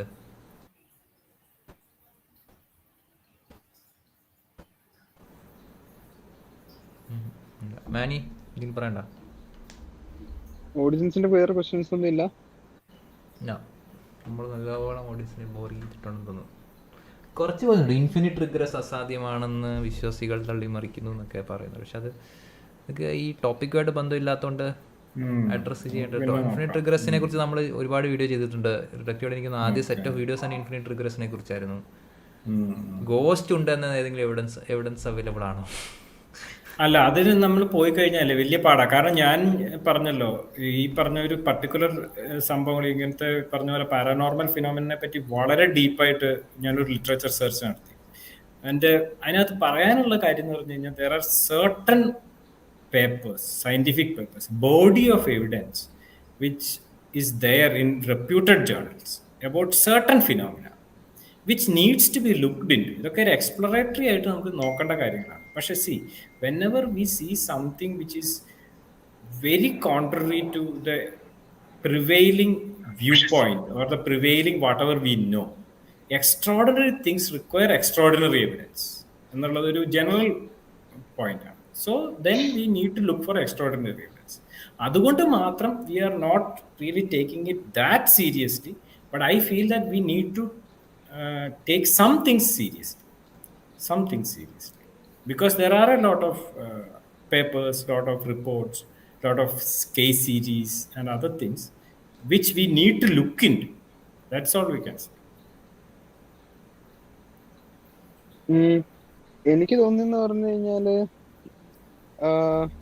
ഇപ്പൊ നിലവിൽ നമ്മളുടെ technology എന്ന് പറഞ്ഞു കഴിഞ്ഞാൽ ഇത്തിരി പരിമിതമാണ്.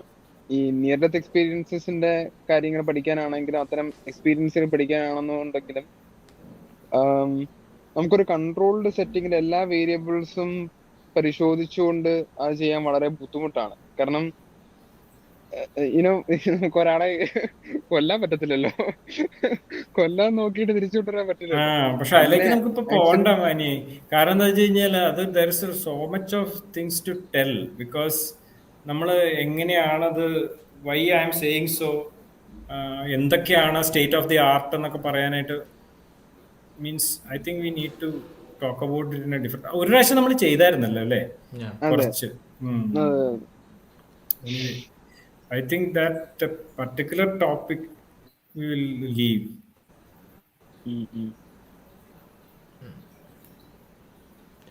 യാ സോ എന്നെ സംബന്ധിച്ചോളം ഗോസ്റ്റ് എന്നുള്ള സംഭവങ്ങളൊക്കെ എടുക്കേണ്ടത് ആവശ്യമുണ്ടോ എന്ന് എനിക്ക്, ഇല്ല ആവശ്യമില്ല. കാരണം there is ഇല്ല no ഇല്ല reason ഇപ്പോഴത്തെ to think. സ്ഥിതിയിൽ no don't go there, don't even go there എന്നാ ഞാൻ ഇപ്പൊ പറയുക. ആ. ഇപ്പൊ ഹ്യൂജ് ബോഡി ഓഫ് എവിഡൻസ് കാണിക്കുന്ന ഇല്ല knowledge huge body of evidence ഇല്ല. ഗോസ്റ്റ് എന്ന് പറയുന്ന സംഭവത്തെ പറ്റി ഒന്നും ഹ്യൂജ് ബോഡി ഓഫ് എവിഡൻസ് ഒന്നുമില്ല. ബോഡി ഓഫ് എവിഡൻസ് ഞാൻ ഇപ്പോഴേ പറയാം, ഏറ്റവും കൂടുതൽ എവിഡൻസ് എന്ന് പറയുന്ന സാധനം നിയർ ഡെത്ത് എക്സ്പീരിയൻസ് ആണ്. Where there is a veridical or verified experiences even for hundreds of cases. When you have hundreds of cases, we cannot ignore that. It's not only that subjective experiences എന്ന് പറഞ്ഞാൽ thousands upon thousands of cases ഉണ്ടെങ്കിലും അതിനൊരു intriguing ആണെന്ന് പറഞ്ഞാലും there is some area where there is a verifiable evidence. So it makes it like a phenomenon. Okay, this is a phenomenon which you have to study.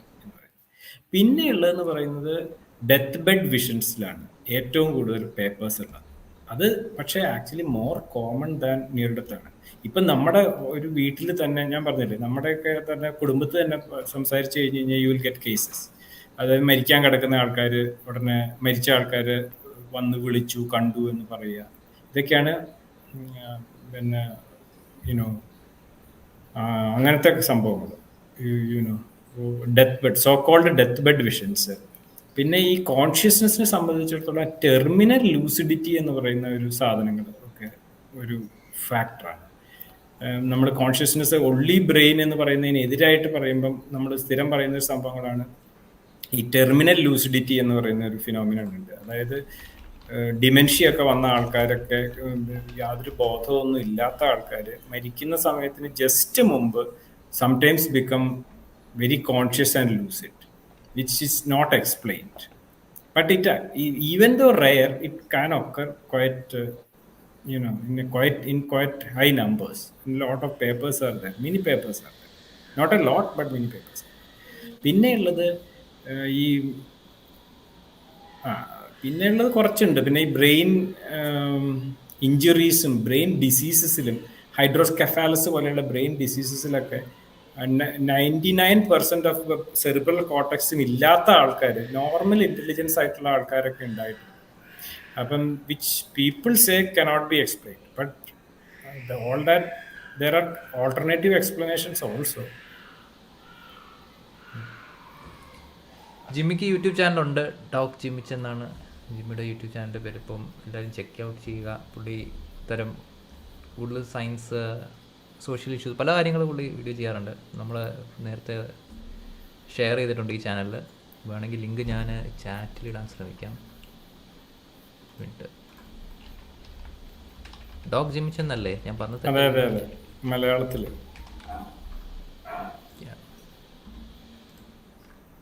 Okay, ഞാനത് ചാറ്റിൽ ഇടാം. 1 second.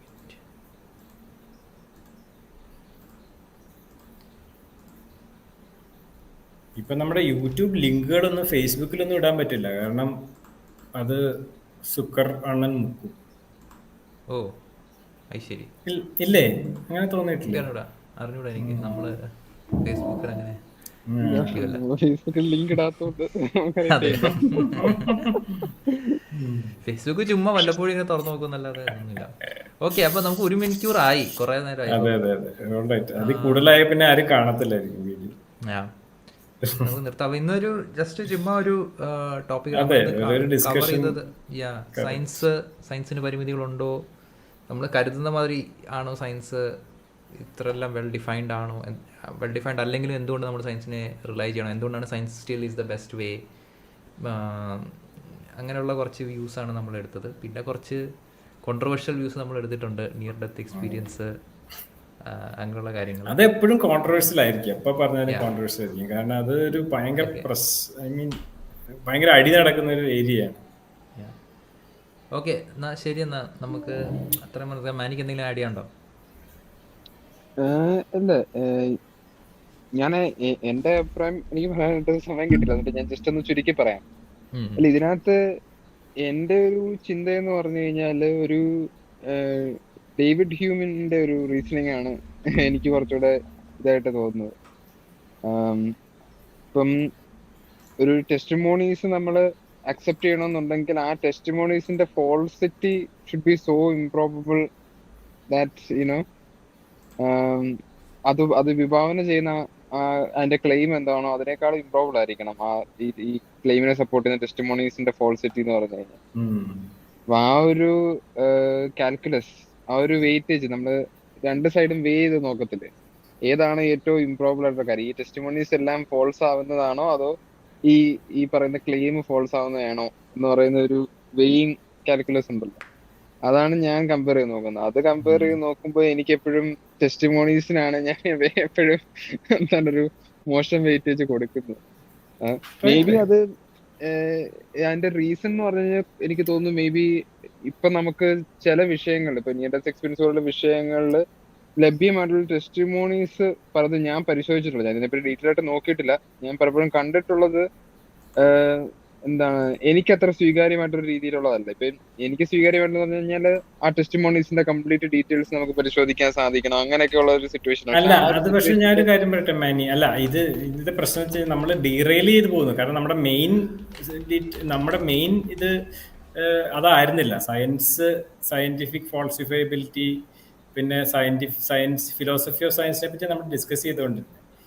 പിന്നെ ഈ പറഞ്ഞ പോലെ മാനി പറഞ്ഞ പോലെ ആ ടെസ്റ്റിമോണീസ് വായിക്കുന്നതിന് പകരം you should have gone for the peer reviewed literature, because there is a lot of literature.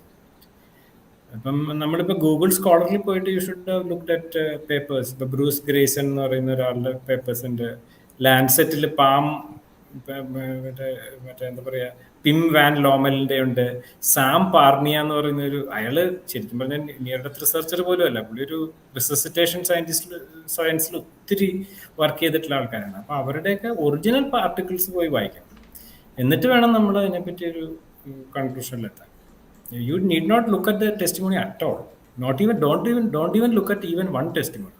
ഞാൻ പറയുന്നത് അല്ലെ, ഈ അവരുടെ അപ്രോച്ച്, അവരുടെ റിസർച്ച് എന്തിന്റെ ബേസിസിലാണ്? അല്ല, അത് അങ്ങനെ പോലെ അപ്പൊ നമുക്ക് പോലും പറ്റൂല. ഇനിയിപ്പോ നമ്മള് ടോട്ടലി ഡിഫറെന്റ് ഡയറക്ഷനിൽ പോയിക്കൊണ്ടിരിക്കുകയാണ്. ടിപ്പിക്കൽ റിഡക്റ്റീവ് വീഡിയോ ഇങ്ങനെ പറഞ്ഞു വേറെ സ്ഥലത്തെങ്കിലും. അല്ല, എന്തായാലും ഈ ടോപ്പിക് സയൻസ് ആണല്ലോ. ഇപ്പൊ സയൻസിനകത്ത് എന്റെ ഒരു നിലപാടെന്ന് പറഞ്ഞു കഴിഞ്ഞാല് മറ്റെല്ലാ ഫീൽഡിനെയും പോലെ ഇപ്പൊ എപ്പിസ്റ്റമോളജിക്കലി നോക്കിക്കഴിഞ്ഞാൽ, ഒരു ജ്ഞാനശാസ്ത്രപരമായിട്ട് നോക്കിക്കഴിഞ്ഞാൽ സയൻസിലെ റീസണിങ് എന്ന് പറഞ്ഞു കഴിഞ്ഞാൽ ഫിലോസഫിയിലും മറ്റു പല ഫീൽഡുകളിലും ഉപയോഗിക്കുന്ന അതേ റീസണിങ് തന്നെയാണ്.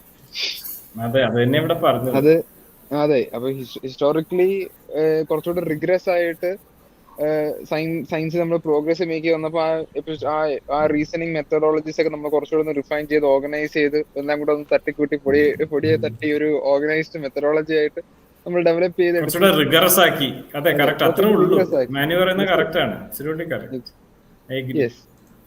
കുറച്ചുകൂടി റിഗ്രസ് ആക്കി എടുത്തു എന്നുള്ളതാണ്. അപ്പം നമ്മൾക്കൊരിക്കലും ഏതോ ഒരു സമയത്ത് ഇൻ സം സെഞ്ചുറി സയൻസ് ഇന്നാ പിടിച്ചോ, സയൻസ് ഇനി സയൻസ് എന്ന് പറഞ്ഞ നമുക്കൊരു സാധനം കിട്ടിയിട്ടില്ല. സയന്റിസ്റ്റ് എന്നൊക്കെ പറയുമ്പോഴും എനിക്ക് ഇൻട്രസ്റ്റ് തോന്നാത്ത എന്താ, സയൻസ് അതെന്തോ ഒരു ഭയങ്കര ഒരു റിലീജിയൻ പോലെ ഒരു സാധനമൊന്നും അല്ല. അങ്ങനെ നമ്മൾ കാണിക്കരുത് എന്നാണ് എന്റെ അഭിപ്രായം. അതൊരു സംഭവമാണ്, എന്തോ ഒരു അങ്ങനെയൊന്നും ഇല്ല. സാധാരണ മനുഷ്യൻ ചെയ്യുന്ന ഒരു സാധനമാണ് സയൻസ്. ഓരോ കാലഘട്ടത്തിനനുസരിച്ച് ആ കാലഘട്ടത്തിൽ നടന്നുകൊണ്ടിരിക്കുന്ന ആ കോണ്ടെക്സ്റ്റും കാര്യങ്ങളും അനുസരിച്ച് ഇവോൾവ് ചെയ്തുകൊണ്ടിരിക്കുന്ന ഒരു സാധനമാണ് ഈ സയൻസും സയന്റിഫിക് ഇവോൾവ് ചെയ്ത് വന്നിട്ടുള്ള ഒരു സാധനമാണ് സയൻസ്. കറക്റ്റ് ആണ്. പക്ഷെ it has become extraordinarily effective ആയി എന്നുള്ളതാണ്. കഴിഞ്ഞ 500 years കൊണ്ട് it has become extraordinary and marvellously effective, astonishingly effective at doing some things. അതെ. അപ്പം പക്ഷെ ഇപ്പോഴും നമ്മുടെ ആൾക്കാര് ഈ ഫോൾസിഫൈബിലിറ്റി എന്നൊക്കെ പറഞ്ഞിട്ടുള്ള ചില കാര്യങ്ങളിൽ ഇത്തിരി കൂടുതൽ ഇൻട്രസ്റ്റ് ആണെന്ന് എനിക്ക് തോന്നുന്നു. കാരണം അത് ആക്ച്വലി ഈ ലോജിക്കൽ പോസിറ്റിവിസം, വിയന സർക്കിൾ, ആ ഒരു കാലഘട്ടം ഉണ്ടായിരുന്നു. അത് എത്ര പേർക്ക് ഇവിടെ ഡിസ്കസ് ചെയ്തെന്ന് എനിക്ക് അറിയത്തില്ല. ഒരു പക്കാ ഫിലോസഫർ ആയതുകൊണ്ട് എനിക്ക് സത്യം പറഞ്ഞു കഴിഞ്ഞാൽ ഫിലോസഫിയിൽ ഒരു പാസിംഗ് ഇൻട്രസ്റ്റ് മാത്രമേ ഉള്ളൂ. അയ്യോ, ഞാൻ ഫിലോസഫർ, ഞാൻ ഈ സെമസ്റ്ററിൽ ഞാൻ എടുക്കുന്ന ഒരു കോഴ്സ് ഫിലോസഫി ഓഫ് സയൻസിലെയാണ്. അതുകൊണ്ടാണ് എനിക്ക് കുറച്ചൊക്കെ അറിയാമല്ലോ. അപ്പം അപ്പൊ ഈ ലോജിക്കൽ പോസിറ്റിവിസ്റ്റ് ഒരു ആശയധാര ഉണ്ടായിരുന്നു. അപ്പം അവരുടെ ഒരു ചിന്ത എന്ന് പറഞ്ഞു കഴിഞ്ഞാല് ഒരു മീനിങ് ഫുൾ സ്റ്റേറ്റ്മെന്റ് ആയിരിക്കണം എന്നുണ്ടെങ്കിൽ അതൊരു ഇമ്പരിക്കലി വെരിഫയബിൾ ക്ലെയിം ആയിരിക്കണം എന്നുള്ളതാണ്. അങ്ങനെയൊക്കെയുള്ള ഒരു ചിന്താഗതിയുള്ള ഇപ്പൊ നമ്മുടെ നിലവില് നമ്മുടെ കേരളത്തിൽ കണ്ടുവരുന്ന യുക്തിവാദികളുടെ ഇടയിൽ കണ്ടുവരുന്ന അതേ ഒരു ചിന്താഗതിയൊക്കെ ഉണ്ടായിരുന്ന ഒരു ഗ്രൂപ്പായിരുന്നു. അപ്പൊ അങ്ങനെ ഇമ്പരിക്കലി വെരിഫയബിൾ ആയിട്ടുള്ള കാര്യങ്ങൾ മാത്രമേ ഉള്ളൂ എന്നൊക്കെ ഉള്ള ഒരു ചിന്താഗതിയിൽ നിന്ന സമയത്ത് കാൾ പോപ്പർ എന്ന് പറയുന്ന ഒരാള്, പുള്ളിയും ഒരു പോസിറ്റിവിസ്റ്റ് ആയിരുന്നു, പക്ഷെ പിന്നീട് മാറി. അങ്ങനെയൊക്കെ കോൺട്രവേഴ്സീസ് ഉണ്ട് എന്താണ് സംഭവം എന്നുള്ളത്. ഇപ്പൊ പുള്ളി പോസിറ്റിവിസത്തിന് നിന്ന ആളാണോ അതോ പോയിട്ടുണ്ടോ എന്നുള്ള കാര്യത്തില് കോൺട്രവേഴ്സീസ് ഉണ്ട്. പക്ഷെ പുള്ളിയുടെ ഒരു ഉദ്ദേശം എന്ന് പറഞ്ഞു കഴിഞ്ഞാല് ഈ ആ കാലഘട്ടത്തിൽ ഉണ്ടായിരുന്ന സൈക്കോ അനാലിസിസ്, ഈ പറയുന്ന ഡയലക്റ്റിക്കൽ മെറ്റീരിയലിസം, മാർക്സിസം, അതേപോലുള്ള കാര്യങ്ങളെ സയൻസിൽ നിന്ന് എന്തോ ഒന്ന് വ്യത്യസ്തമാക്കുന്നു. സയൻസ് എന്തോ it is something different from all of these things. അതെന്താണ് എന്നുള്ളതാണ് പുള്ളി കണ്ടുപിടിക്കാനായിട്ട് ശ്രമിച്ചത്. ഇത് സയൻസിനെയും ഇതിനെയും വ്യത്യസ്തമാക്കുന്ന എന്താണെന്നുള്ളതാണ് പുള്ളിയുടെ ഒരു അറ്റംപ്റ്റ് എന്ന് പറഞ്ഞത്. അതെന്താണ് കണ്ടെത്താനുള്ളതായിരുന്നു. അതിനെ പുള്ളി കൊണ്ടുവന്ന പുള്ളിയുടെ ഒരു ഐഡിയ എന്ന് പറഞ്ഞു കഴിഞ്ഞാല് നമ്മൾ കുറച്ച് ക്രൈറ്റീരിയാസ് കൊണ്ടുവന്നു കഴിഞ്ഞാല് ഇതിനെ രണ്ടിനെയും ഡിസ്റ്റിങ്വിഷ് ചെയ്ത് കാണാൻ സാധിക്കും എന്നുള്ളതായിരുന്നു പുള്ളിയുടെ ഒരു ചിന്ത. അപ്പൊ അതിന് പുള്ളി വിളിച്ച പേര് എന്ന് പറഞ്ഞാൽ ഡിമാർക്കേഷൻ പ്രോബ്ലം എന്നാണ്. അപ്പൊ ഈ ഡിമാർക്കേഷന്റെ പ്രോബ്ലത്തിന്റെ സൊല്യൂഷൻ ആയിട്ട് കാൾ പോപ്പർ കൊണ്ടുവന്ന ആദ്യത്തെ സൊല്യൂഷനാണ് ഫോൾസിഫിക്കേഷനിസം എന്ന് പറഞ്ഞു കഴിഞ്ഞാൽ.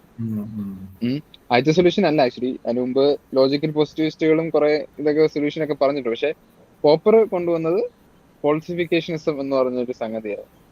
അപ്പം അതിവിടെ ഓൾറെഡി ഡിസ്കസ് ചെയ്തിട്ടുണ്ടാവും, ഫോൾസിഫിക്കേഷൻ എന്താണ് കാര്യങ്ങളൊക്കെ. പക്ഷെ പിന്നീട് എന്താണ് കുറച്ച് ആ ഒരു സമയം തന്നെ കുറച്ചു കാലം കഴിഞ്ഞപ്പോഴേക്കും ഫോൾസിഫയബിലിറ്റി അത്ര ഒരു എഫക്റ്റീവ് സൊല്യൂഷൻ അല്ല എന്നുള്ളത് നമ്മൾ തിരിച്ചറിഞ്ഞിരുന്നു. അതിനുശേഷം പിന്നീട് ഓരോ ഡിഫറെന്റ് മോഡൽസിലേക്ക് ഇങ്ങനെ പോയി സഞ്ചരിച്ച് പോവാണ് നമ്മൾ ചെയ്തത്. പക്ഷെ ആ കാലഘട്ടത്തിൽ തന്നെ നമുക്ക് മനസ്സിലായിരുന്നു ഫോൾസിഫയബിലിറ്റി എന്ന് പറഞ്ഞാൽ അത്ര ഒരു എഫിഷ്യന്റ് സൊല്യൂഷൻ അല്ല ഈ സ്യൂഡോ സയൻസിനെ മാറ്റി നിർത്താനും അല്ലെങ്കിൽ സയൻസിനെ നോൺ സയൻസിൽ നിന്ന് മാറ്റി നിർത്താനായിട്ട് അതൊരു നല്ല സൊല്യൂഷൻ അല്ല എന്ന് നമുക്ക് ആ കാലഘട്ടത്തിൽ തന്നെ മനസ്സിലായിരുന്നു എന്നുള്ളതാണ്. ഞാൻ അധികം ആൾക്കാരെ പറഞ്ഞ് ബോറടിപ്പിക്കുന്നില്ല. Okay, I think it's too late no. അപ്പോൾ 1 മണിക്കൂർ 17 മിനിറ്റ് ഞാനും ജിമ്മിയും കൂടെ നമ്മൾ പറഞ്ഞത് 45 മിനിറ്റ് ആവുമ്പോൾ നിർത്താമെന്നാണ്. പക്ഷെ നമ്മൾ പറഞ്ഞ് 1 മണിക്കൂർ 17 മിനിറ്റ് ആയി. അപ്പോൾ നമ്മളിനി നിർത്തുകയാണ്. ഇനി ക്വസ്റ്റ്യൻസ് എടുക്കുന്നില്ല, സോറി. നമുക്ക് ക്വസ്റ്റ്യൻസ് ഉണ്ടെങ്കിൽ ചാറ്റ് ഇടുക, അല്ലെങ്കിൽ വേറെ വീഡിയോ ചെയ്യാം. ഒന്നെങ്കിൽ ജിമ്മിയുടെ ചാനൽ ഇടാം, അല്ലെങ്കിൽ നമ്മൾ ഇതുപോലെ ഒരു സെഷൻ കൂടി ഇരിക്കാം. പിന്നെ മാനി, എനിക്ക് NBA ഞാൻ ഇതിനു മുമ്പ് നമ്മുടെ തന്നെ ചാനലിൽ ഞാൻ അതിനെപ്പറ്റി അതിന്റെ പബ്ലിഷ്ഡ് ലിറ്ററേച്ചർ അടക്കം കുറെ ഡിസ്കസ് ചെയ്തിട്ടുണ്ടായിരുന്നു. മേ ബി അത് ആൾക്കാർക്ക് മാനി വായിച്ചിട്ടില്ലെന്ന് തോന്നുന്നു. മാനിയല്ലേ അവന്റെ മാനി അത് വായിച്ചിട്ട് അത് മറന്നുപോയി. മാനി ബിസിയാണ് ജിമ്മി, വെരി ബിസി ഗൈ. അങ്ങനെ ഓക്കെ, എന്നാൽ ഞാൻ നിർത്തുകയാണ്. നമ്മൾ ഇനി ലേറ്റ് ആക്കണ്ട. Thank you. Okay, thank you. I really enjoyed that. Thanks.